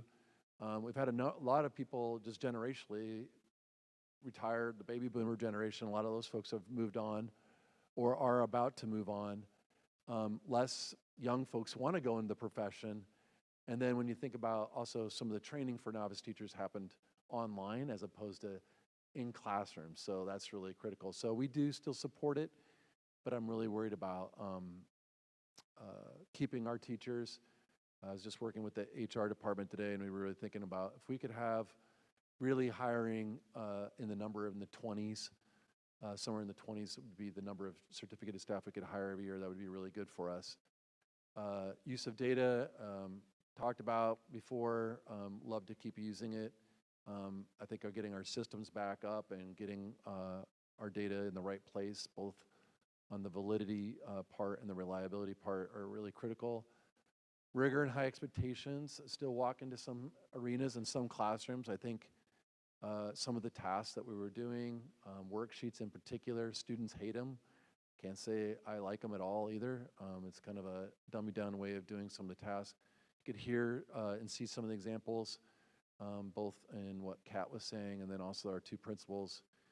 Because when kids are reading books at levels, and I can keep working on them on the literary elements, and then they have to go out and journal on it and share what is the literary elements that they were talking about, that is a way more rigorous task than fill in the blank or reading a short passage as opposed to extended reading, which helps create more connections in your brain, your synapses, so that you can jog more memory and make more connections. And then pressure on the general fund, I'll talk about that in just a little bit. Just highlights on our measurable wins. I think I really wish there was even a bigger celebration. We decreased the suspension rate by 57%. As a superintendent, I'm not shy around that number. That means over 600 days of additional time, 600 days of additional time students are in classes. That's a lot. That's a lot of days. It's a lot of time. And I think it's something that I know our principals and our staff have worked really hard on keeping our students. You can hear that in their school improvement plans. You could hear Principal Bruni, most certainly, and Principal Hosford talk about like, hey, there are still going to be suspensions. There are suspendable offenses. There are things that we know that we need a break, but we are needing to educate. Behavior is a form of communication. What is going on with you? Know your story, strength, and need, pivot. Let's figure it out. Let's do something restorative, get them back in, make those connections so it doesn't happen again, right? Sending them away is not teaching them. Sending them away is separation, true, but we got to add the teaching part, and you can hear that, I think, in both their presentations around all the things that go into it. I'm just going to highlight one more here. Celebration is the 18th certificated staff members were hired by May 9th. Happened to be a board meeting night, so it's kind of our markers every 2 weeks. 18 certificated staff. We have not done that in any bit of the recent history. Again, most of our hires have been in the summer, in particularly August. 18 certificate staff came on board. We were able to orient them. They came to our 4-day professional development in August. They already had made friends. They already knew each other. I already knew a lot of them. So I think those relationships are the things we're looking for, especially if we're thinking about keeping them, because we are investing heavily in them, and they build those relationships with our students and our families. One more, and then I'll take some questions. This is our org chart. There really has been very little change on here. Last year, we did not have a director of teaching and learning for 7-12, so the secondary grades. Principal Chelsea Brady, coming up from Olympic Middle School, filled that particular position.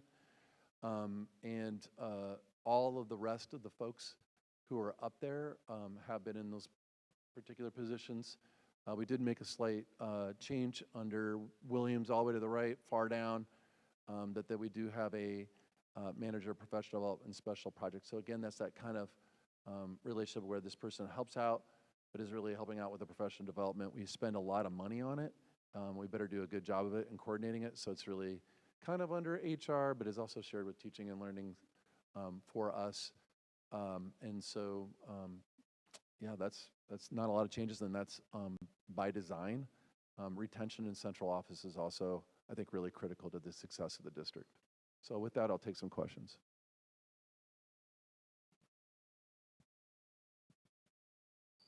Are there any questions at this time? Oh, go right ahead, Riley. You mentioned that your goal was to hire on 20 certified teachers. How many do we usually get on average? Yeah, that's a great question, Riley. Usually 30 to 40, and it's been as high as 50 in a particular year.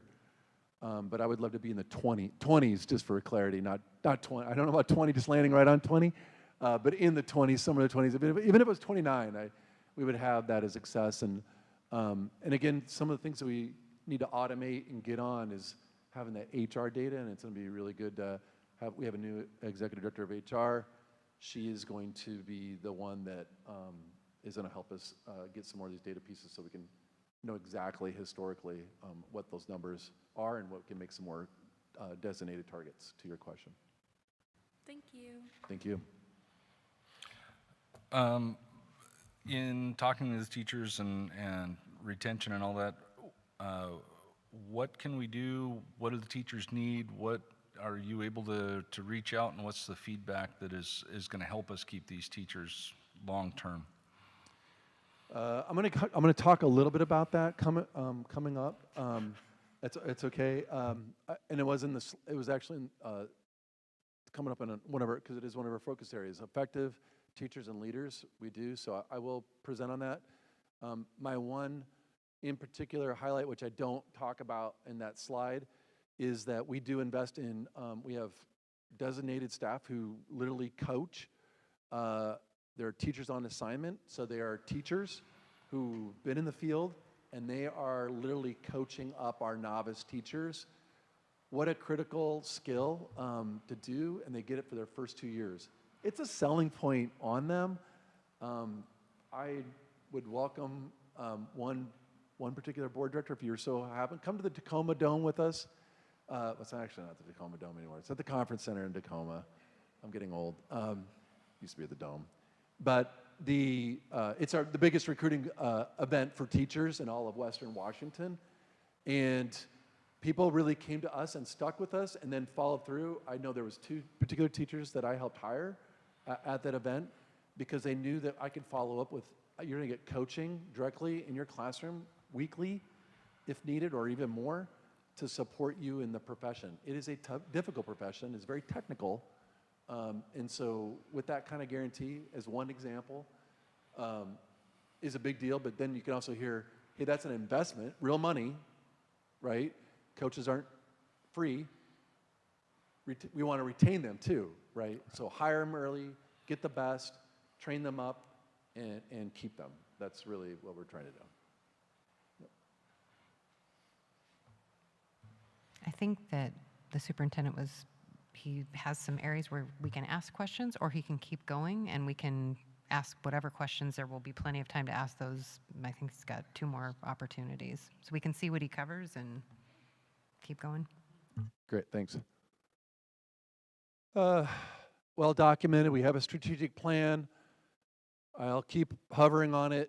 Successful districts have a really focused plan in what they do. We have our 4 priority areas, and so I'm going to cover those for all the folks. And this time I'm diving a little bit deeper than I did last year, just so that people can see the things that we are really specifically doing. The components of reading. So there are 2 things that we are doing for high quality literacy. One is the culture, and I've talked a lot about this. We want kids to love literacy and learning. Right? We want to make sure that they not only are just reading, that they actually are getting in books that they want to be reading about. Yes, there will be assigned reading for students along their journey, but for the most part, we want them diving into literacy and getting hooked. And the second part is really which is right here, the 5 essential components of any reading instruction for that, no matter what the newfangled name is or whatever people are saying, some things or whatever, these 5 things have to be in your instruction for reading. And we have a presentation coming up at the next board meeting on it. I'm not going to get into all the things up here, but those 5 things work together.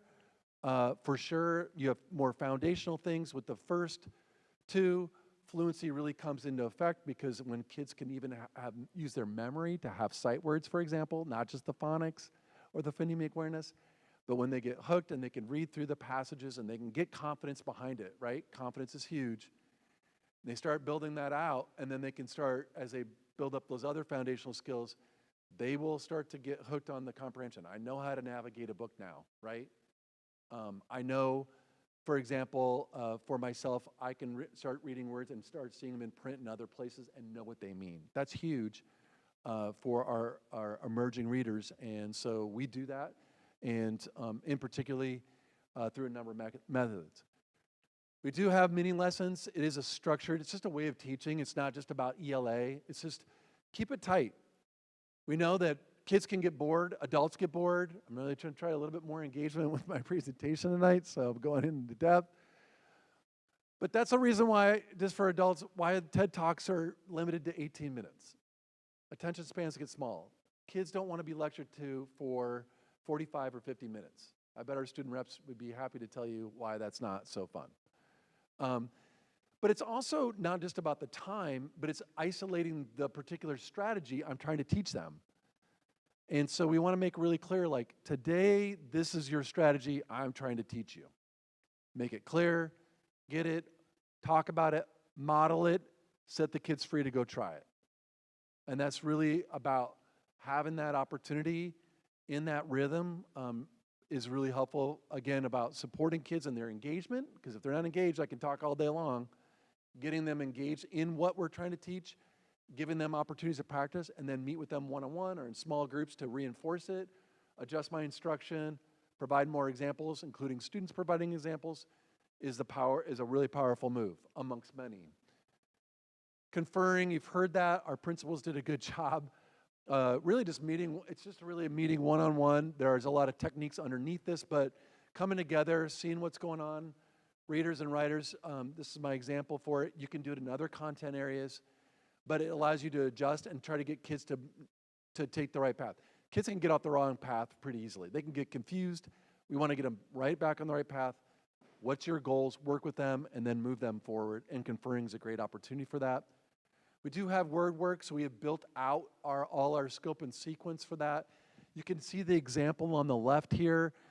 We built this. This is the skills that we are doing specifically around teaching specific phonemes and the phonics for that. And then they go through the entire, you can see the school year by month.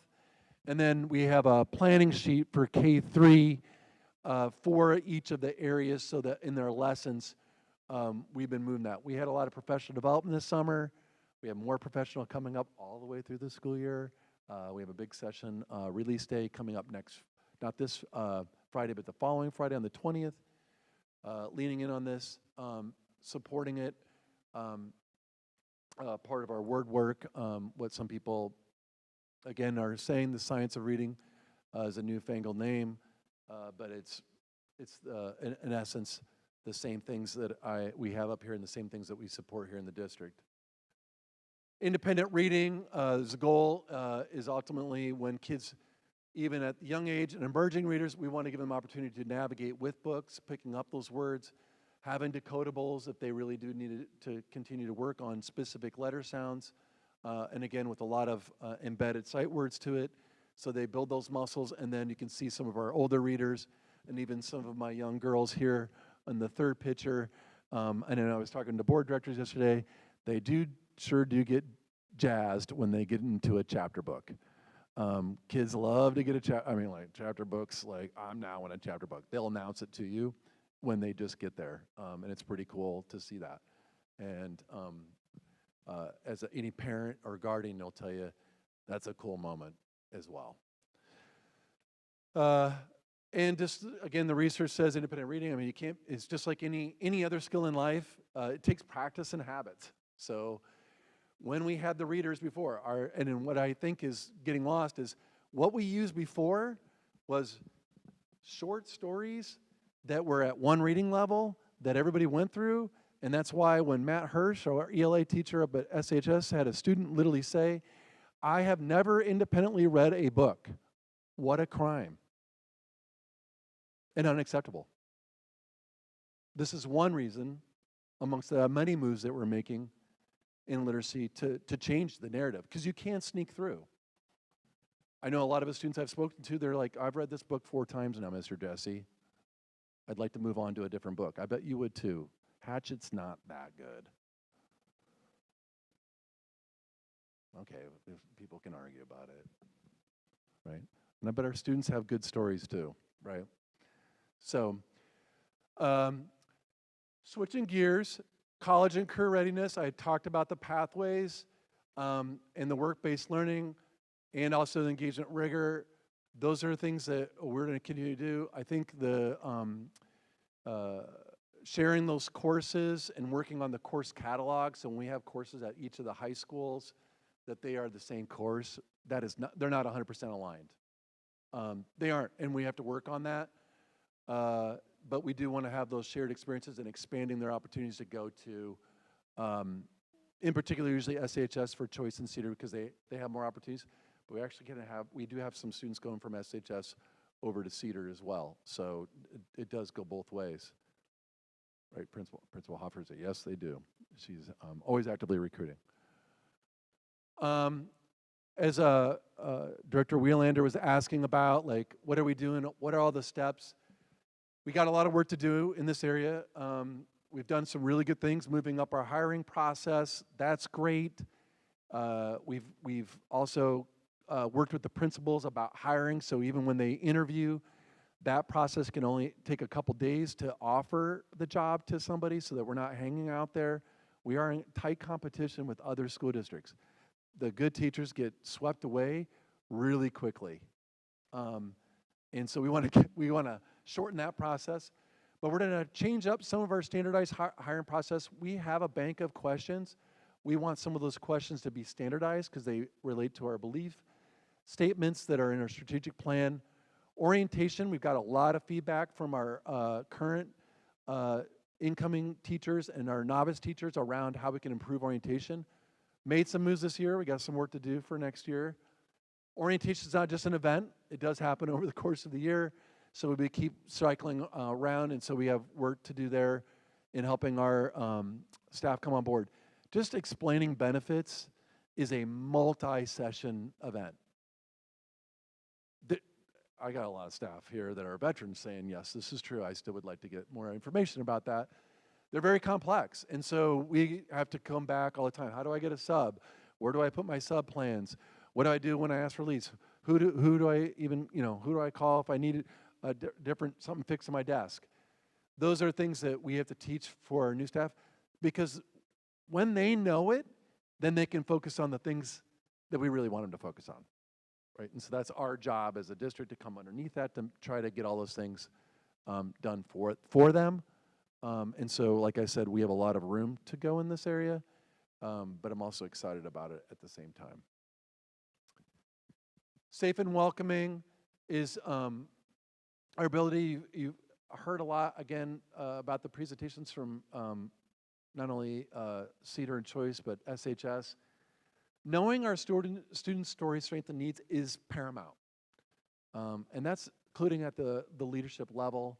When we know what's going on for students, I can go and I'm conferring with them and I can hook them on a book because I know they're really into motorcycles, right?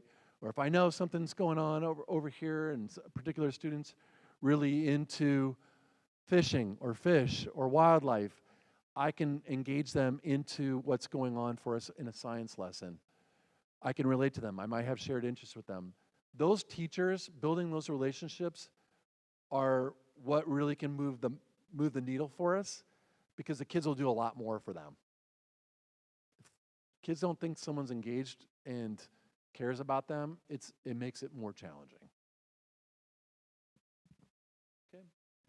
And then structures, routines, talked a lot about it, but we've been really working on having purposeful layout in the classroom so that things are where they should be and kids can help get information up on the walls or through their student management system or in their own notes so they can become more independent. Relying on just the teacher to answer all the questions or just they're going to be spoon-fed everything doesn't lead to a lot of independence, and we want to increase more of that for them. So my last slide here, taking some more questions. Again, as I mentioned, truly learning organizations, things that really make successful school districts, they have a plan. Central office has their goals aligned to that plan. The school improvement plans are aligned to the same plan. That will equal student success. That is the journey that we are on. Everybody's got the same goals. They're all their goals, my goals, all aligned to the strategic plan. They are embedded in those school improvement plans. And then we adapt and adjust based on what we see, not only in our big KPIs, our data, but is also the qualitative data, such as, again, the stories and the information that we receive back from our educators and our students. So I'll take more questions.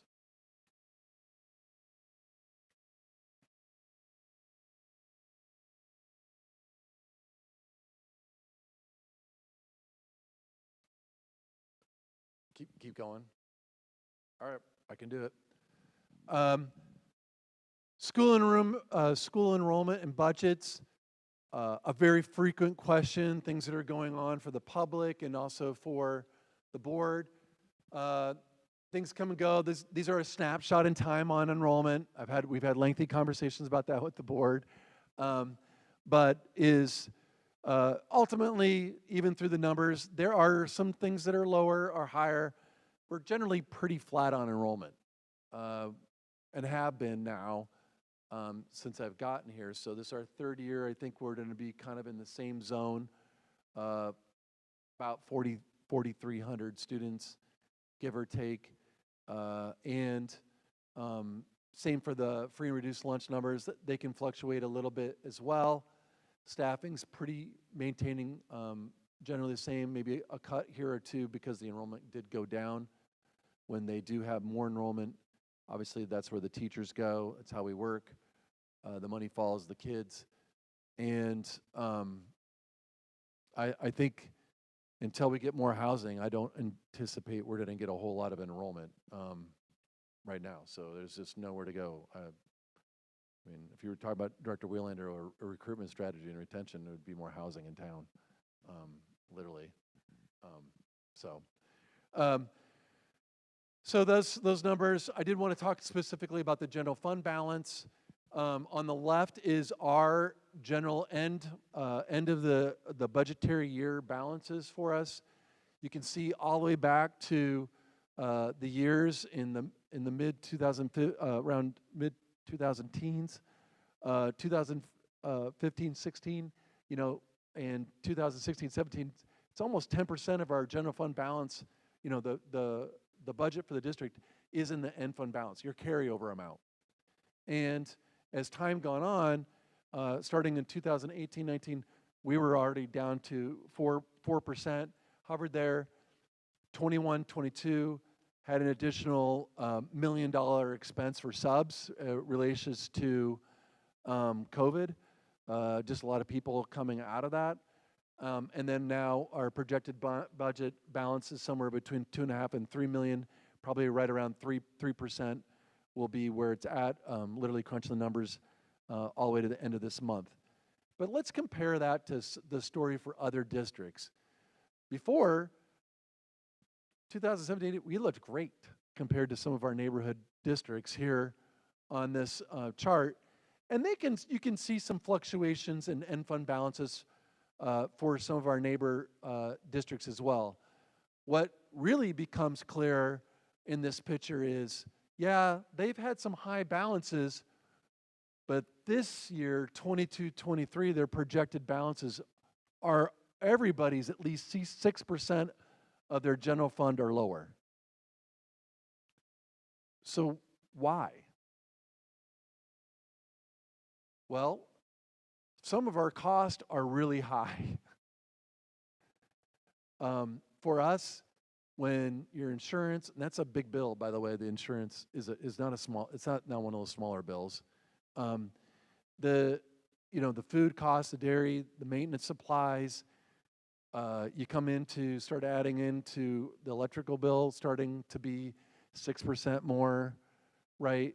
Those things come in and they start to eat it and erode away in some of our general fund balance for us.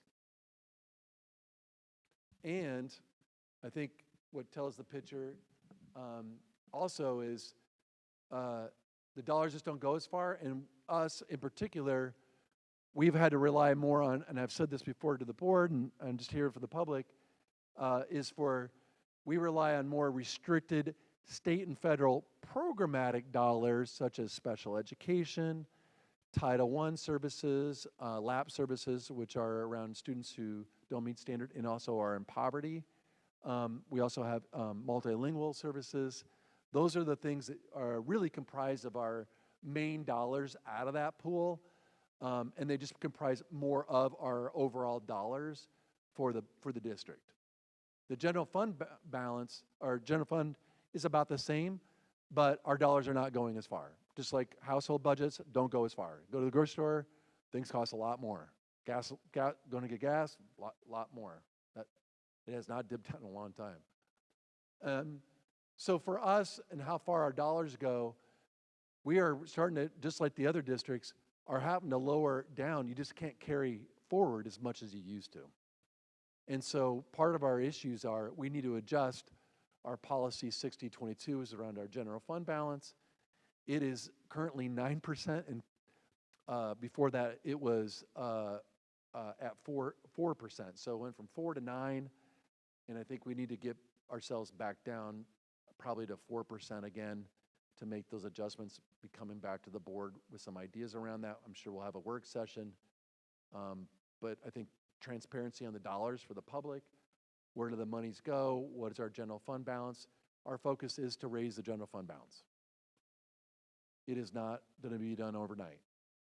And 85% of our budget is locked down in people, and some of those people are represented groups, and so they are not always necessarily just get rid of that, cut that position. That doesn't work that simple for some of the folks out there.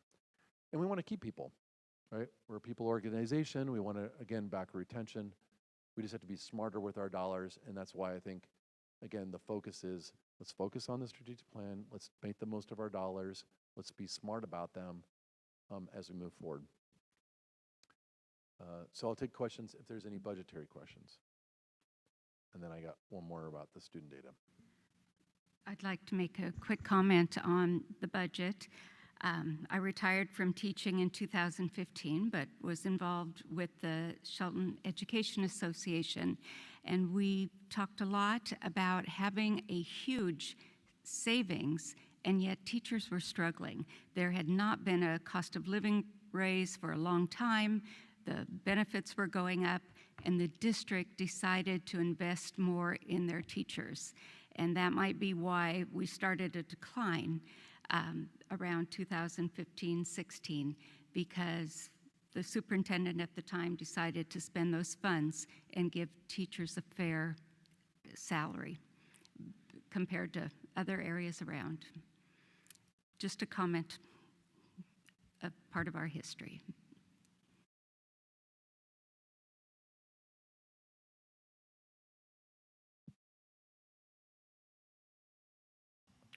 I don't have any questions. Or would we like him to continue and we'll ask questions? Okay.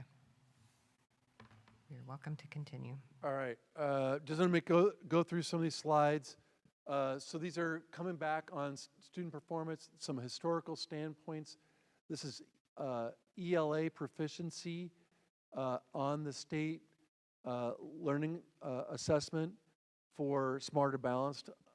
And you can see, up to COVID, that we didn't test for the at the 2019-20 school year, coming back for 21-22.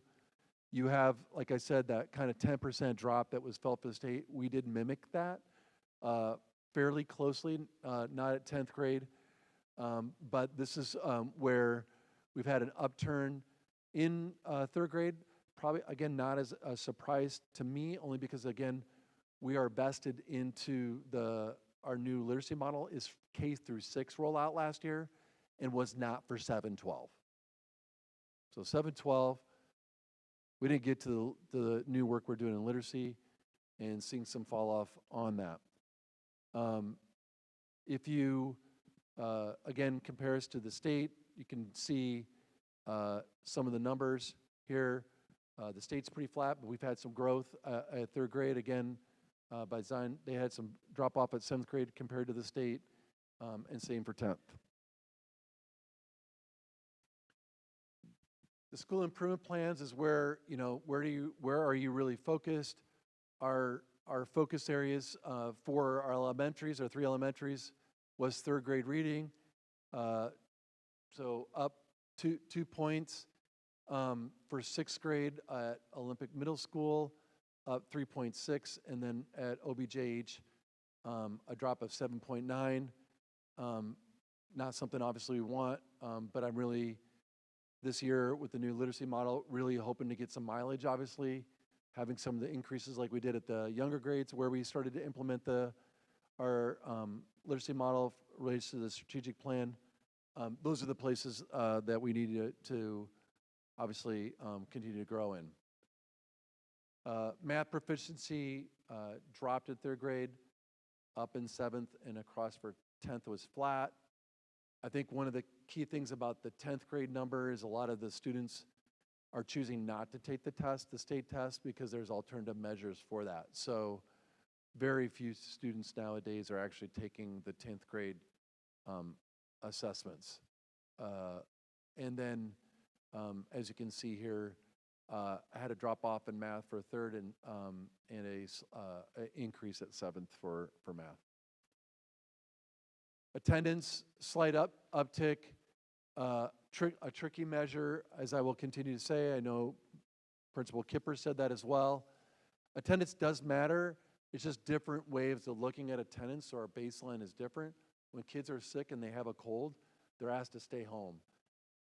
Pretty much before COVID, kids had a cold and sick. Generally, kids are put to school. Not always. Depends what's going on. Obviously, a fever is really what kept students at home. But if you are having symptoms, we do ask kids to stay home and obviously get tested. And not just for COVID, but for other things as well, just making sure kids are getting better. So that's switched. And so we just have to adapt to that. I'm going to skip that slide. I'm going to move to exclusionary actions. So in 21-22, we had 865 exclusionary actions. That means that a student was either suspended or they were expelled. So if that number is, there was 865 separate incidences, not students, in which there were either a suspension or expulsion. This last year, we cut it in over half, 365. The referrals are more minor incidences where usually, not every single case, but usually a write-up about a student doing some minor incident, and their previous school year was 7,826. This last year was 6,449. The schools are really working on this. This is kind of like a preventative, like let's get ahead of this. Let's cut the referrals. What's going on in referrals so that we don't have to even get to suspensions. So getting things up front and early, and again, you heard those in the presentation today from Cedar and Choice, is really helpful. If we can prevent students from being suspended, we will do that. That's what we want to do. We want to keep students with us. They're safer with us. Some of the trends, though, specifically for special ed, is up. So we are going to reach disproportionality in the number of students we suspend who have IEPs. This will become an increasing deal. The federal and state government measure those things for special education, And if you have a trend line that says you have multiple years in which you are disproportionately suspending students who have IEPs, individual education plans, then you will go under we will have a correction plan that we will have to create that says how are we addressing it. There has been a drop for English learners, though, underneath this. And you'll see that we've been trying to drop the number of students who identify as Native American being suspended, and I think we did a good job, in particularly last year, on that, when that particular student group was being overly suspended compared to other groups. Ninth grade on track. The state has changed their measurements, so last year was our baseline year for this. 73.1% of our ninth graders had 6 or more credits at the end of last year. That is a goal for our schools, and so looking for that number to go up for next year, this being, again, a baseline year. And then we, of course, have graduation. Again, students with disabilities being that population that is having a downward trend right now, or just one, I want to say trend, 1 year of going down, but ultimately we need to address that. We've got some ideas and some things in the works. And then our English learners are going up, and then you can see the represented groups to the right. Ultimately, our graduation rate did go up. For the 21-22 school year, it's 78.1. This last year was almost 84%, so a pretty significant increase. And that is with one less course that you could waive. The state had 2 waivers, now we're down to 1 this last year. So I think that's just indicative of a lot of effort put into graduation for us. I think we're getting into a really good zone on that graduation rate. You know, anywhere from 85 to 90% for us would be a really good place for us, though, where we would want to work to for a graduation rate of graduating on time with your cohort. So with that, that concludes my presentation. I'll take questions. I'll skip that. All right, thank you very much. That was a lot of information. Feel free to jump in. I'm going to jump in because one of my questions is specific to graduation rates. And I'm assuming what we saw posted there is the 4-year graduation rates. Mm-hmm. Yes, it is. All righty. Thank you, Director Tarswell. And following up with that, the 9th grade credit was 70, yeah, there we go. There was mention about some students being able to pick up a little bit more in summer school. Yep. Does this reflect that, or is that a statistically small amount? That is the number. That's the number coming off the summer. Yep.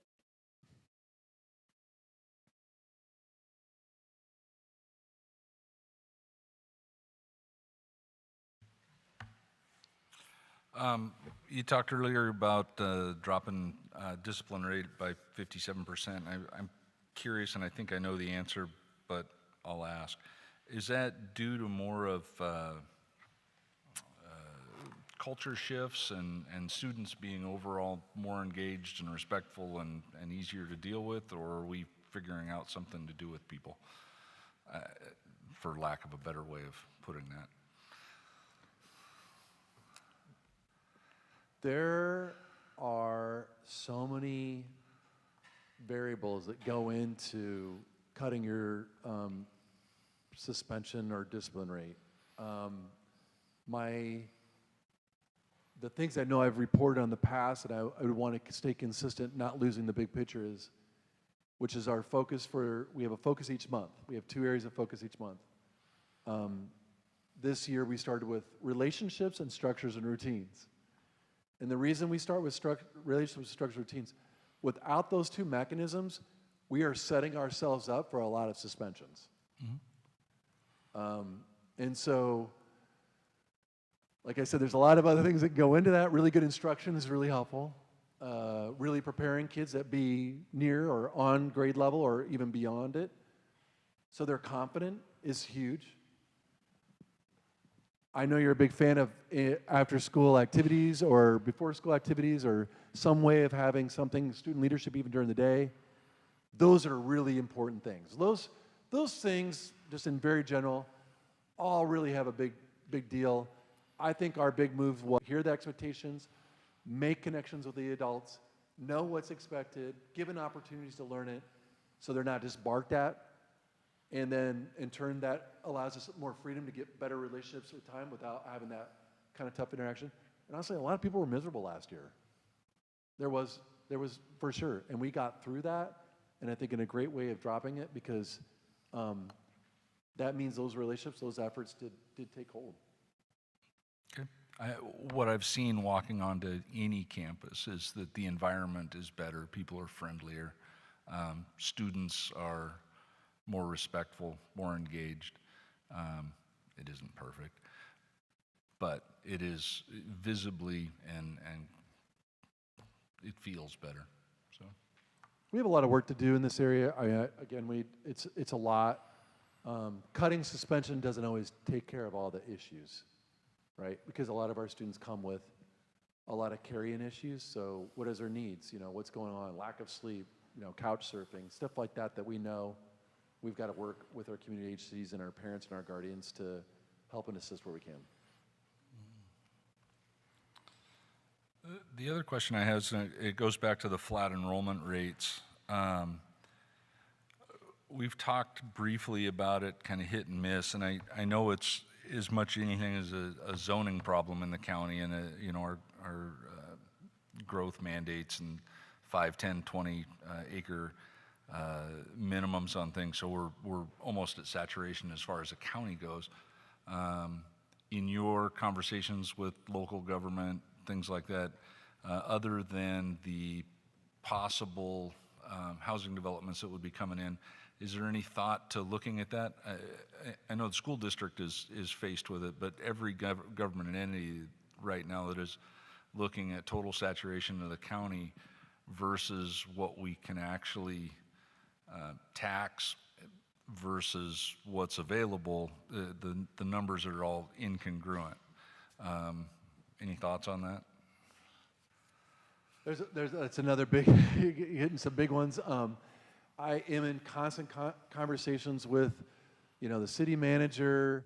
We have our commissioners here for Mason County. We were all together. I'm on the Mason County Economic Development Committee board. We just met with Representative Kilmer not long ago. We're all in the room, right? And our issues are infrastructure up front, because you can't really move a lot on a lot of the developments without the infrastructure. So water is right now a primary issue for us. I think that, I don't want to even comment on the exact timeline because that's not my area of purview, and I don't know the latest and greatest today. But I know when things get going for the infrastructure for us, that will help that, and this is a big deal. It's a big conversation. I don't take it lightly. I am a superintendent of a public school, so I have lower control. All I can do is advocate in that particular position. But I think it would be really helpful for us. And we would be ready to grow. We have a plan. We are ready to go. We could mobilize pretty quickly, I think. And we should get a warning. It's better now knowing that if they're planning bigger developments, it's a lot better position than having a lot of vacated apartments or houses and all of a sudden people moving in without having kind of an awareness of that, because then that is more disruptive all around to the operations of the district and student learning. That's my best answer on that. I don't I just want more housing, and affordable housing preferably. I'm going to jump in. I really appreciate all of the effort and investment in professional development for our teachers. And I know in my time of being on the board and going to the new student teacher orientation, that the goal of 20 new teachers, that would be great to see it. I've been there when it's been, more than that. And I know that the efforts that have been made in the most recent years to hire earlier, like you were putting up that number of how many people you had hired in May, those are all part of that. And so that's all great. I also, because Carla and I, along with the superintendent, went to Bordeaux, OBGH, And Shelton High School, in the elementary school, we did see in action the teachers on special assignment that were mentoring or in the classroom with, we saw a couple of novice first-year teachers and saw in the classroom how they had different supports and how that was in action, which was really nice to see. I had a question. One thing I'm not seeing in this, and maybe it's because we've addressed it in its own plan, but when we're talking about the budget, I've got just concerns about what our maintenance plan is going to be, and just things that, I mean, things just like in our homes, you can have something that you were not necessarily anticipating or hoping would last a few more years, you know, just if we've got some big, if there's, you know, concerns on the horizon, considering where we're at, yes. So that's something that I am concerned about. I think I hear the question there, Director Davidson, is that, you know, these maintenance costs can cost a lot of money, right? We know, I mean, we have really beautiful buildings that we have, and we want to make them last as long as possible. I mean, Shelton High School's run its life in most of that campus. OBJH could use a refresh. The good thing news, it's a concrete structure, so we don't have to do all those things, but it does need new carpeting and lighting. It's dark in there, and we do have some, it needs, you know, to be more, we say, warm and welcoming environments. It's hard to do that when, you know, things that are in there are dated, you know, 35 years, you know. And so I think the plan for us, and I know Robert Herron, our Director of Facilities and Maintenance, came and presented, and we have our list.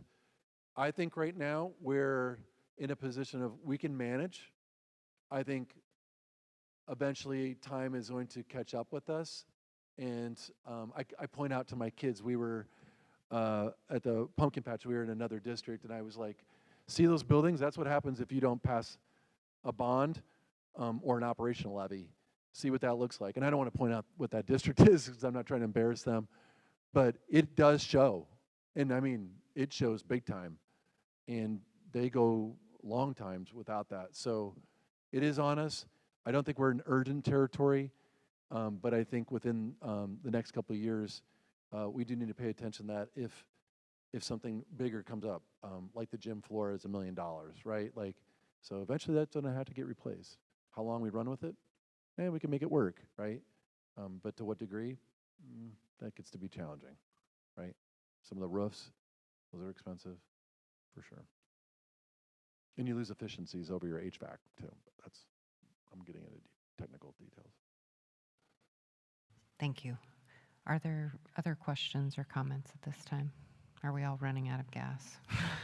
We've got a couple more. Okay. Piggybacking on what Matt talked about, the drop in the discipline rate, will, you know, we get a report on, we've seen the report on how much that has dropped already. Do you anticipate that we might see a measurable effect, so to speak, in the student surveys when, you know, those come out every year that, you know, if the drop in discipline rate is affecting the culture, improving it, I would expect we would see that maybe on a student survey. And I'm wondering if that would be or is that going to be used as a measurable data point?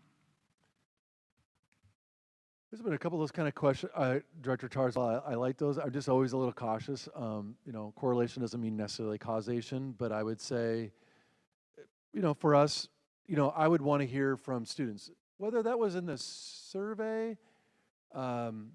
Sure. I mean, yes, I would expect it to happen, but I sure would like to hear from the students too.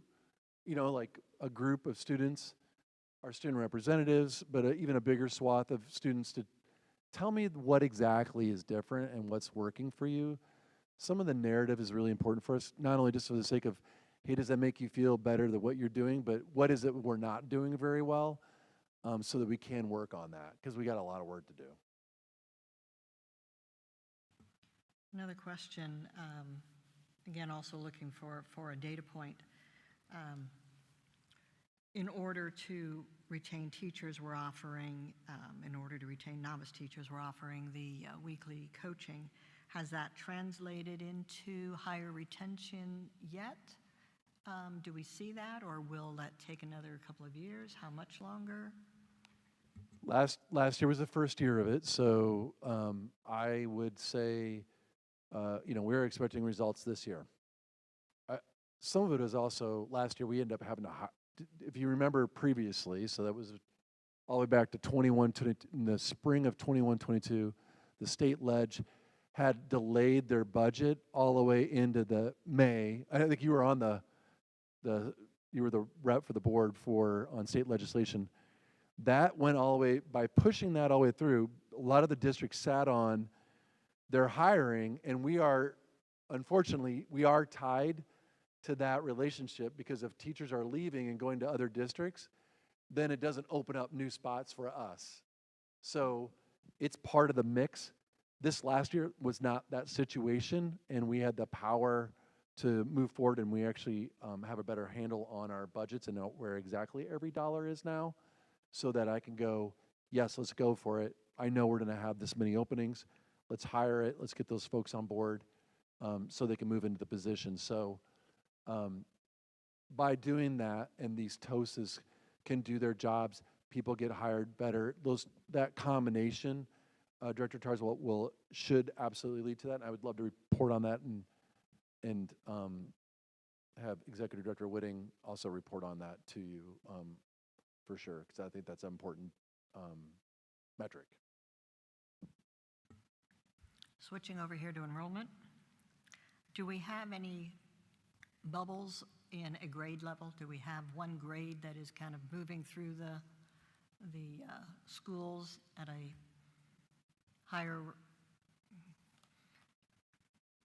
let's see. I know when we were looking at reconfiguring the schools, there was a bubble in the grades that we were watching. It was moving from second grade into third grade into fourth grade. We knew where it was going to go, and I'm wondering, are we seeing any grade bar or bubble that we're watching now? I'll have Brenda come up and answer that. She's studying that like a hawk all the time, because she sees all sorts of things with that. Go ahead. So we do have that grade bubble. It hit OMS this year. So we had to increase their staffing this year. Oakland Bay actually went down this year, so it's flowing through. But elementaries are staying pretty steady. Not seeing anything out of order there this year, but we did hit OMS this year with the one you're talking about. So right now it's in 5th grade, so it will continue through. So yeah, 9th grade came in hot this year, so we'll hopefully he can hang on to those and keep them going through. We usually have a little over 50 to 60 students at Running Start, and so that almost doubled. So that's where SHS looks like it's got about the same numbers, but in all reality, it's a bump up in 9th grade, and it was actually a thing for Running Start. We have a number of Running Starts, and I think that's another area of improvement for us, is to market. We have advanced placement courses here. We've gone from 3 to 11. Let's get those kids in our seats and keep them, because that is, we feel like they could do better. I know Principal Kipper wants to do that, for example, and I know some of those courses are really important for the choice in Cedar as well. And then my final question is, we had talked about data entering some time back, and the need to kind of smooth that out, make it more consistent. And I'm wondering what the progress is on getting consistent data entered into Swiss, so that we can have better data and better evaluation of the discipline rate. Very good. It is Swiss. Before, the schools are inconsistent where they entered the data for specifically for discipline and referrals. So some of them were entering just in Skyward, some were entering in Swiss, and some were entering into both. So we have agreed through our work on the discipline procedures that we are going to have that data through Swiss. It migrates right into Skyward. so that people can see that and report on it. And so there's good news. And then we are going out, I actually been working on that this last couple weeks, including today, where I myself and Lisa Marquesian, who's our Director of Student Wellness, we're going to do some audits at all 8 schools about not just like data entry, but the discipline procedures, because as you probably know, Director Tarswell, it's not just who's entering, where is the data even coming from, right? Like, what do you agree on the codes? How does it go? Where is it at? How are you checking it, and who's reporting on it? So we're going to be doing that. So I have a whole document. I'll try to remember to share that in the my report to the board about that document, so you can just kind of see what we're up to, because I appreciate that issue. Mm-hmm. Are there any other questions or comments at this time? Any other questions or comments from either of you? Everyone else is saying no. All right, thank you very much. Thank you very much for your comprehensive report. I'm sure there will be things that come up. All right, we can move on to the consent agenda now. We've got the proposed minutes, personnel report, different general fund warrants. There have been no corrections or additions or deletions. I would move to approve the consent agenda. I second. All right, it's been moved and seconded. All those in favor say aye. Aye. All those opposed say no. Hearing none, the consent agenda has passed. This evening, we do not have any discussion and action items, so I'm going to go straight into board member comments. I'm going to start with you, Matt. Sorry. Gosh, I wasn't prepared for that. Good to see the 2 new student people here, student representatives. I really hope that you're able to get to the WASDA Youth Conference if it's not too late to get you signed up. It's really cool to watch all those kids get together and kind of gel on those programs and really have a good time. Listening to the thing about reading and how important it is and what a big deal it was to have kids get into their first chapter books, and I as soon as that was said, I instantly remembered my first 100-page book. I can tell you the year I read it. I remember my first chapter book. Those are huge milestones, and part of the reason I love reading. And every, the biggest part of me going on a vacation is finding a new book to take. Don't tell my wife that. But, there's just so many things going on right now. I've been on campuses a couple of times for different things. The atmosphere is better than I've seen in a long time. Gosh, I don't have much more. The one thing that I did see, and I saw it again tonight, if you have questions, in your public statements or whatever, yeah, we can't answer them right then, but by all means, if you have a question and you want to ask it afterwards, we can talk to you individually after the meeting, and I know that we have answers to some of that individually maybe, so don't hesitate to ask. None of us bite, so thanks, that's all I got. All right, thank you, Matt. Sandy, do you have any comments this evening? I would just welcome the 2 newest student reps and appreciate everybody being here, giving of your time and your dedication to doing this. And I hope that you'll be able to make this experience your own. And, while you're representing each of your schools, you could also have the opportunity to network with each other across, an issue that is common to all of the schools and expand this to be a more active role. And so I wish you well, all of you. All right, Carla, do you have any comments this evening? Yes, and welcome to our board. And like to say that going on observations this week, it was interesting to see the different levels and how our ELA program is being implemented. And with that, I'd like to say I sure appreciate teachers for all they do, the skills they need to teach, and the skills they need to manage. So thank you again to teachers. And thank you for the presenters tonight. I think we got a lot of information about our district, the different programs we have. So I really appreciate all that presented to us. All right, thank you. Lauren, do you have any comments this evening? No? Okay. Then I'll say just a few things myself. Thank you everyone for sticking with us for as long as we've, this is one of our longer meetings this evening, so thank you for that. Thank you, student representatives, all three of you, for sticking with us through this whole thing. They're not all this long, but sometimes they go longer too.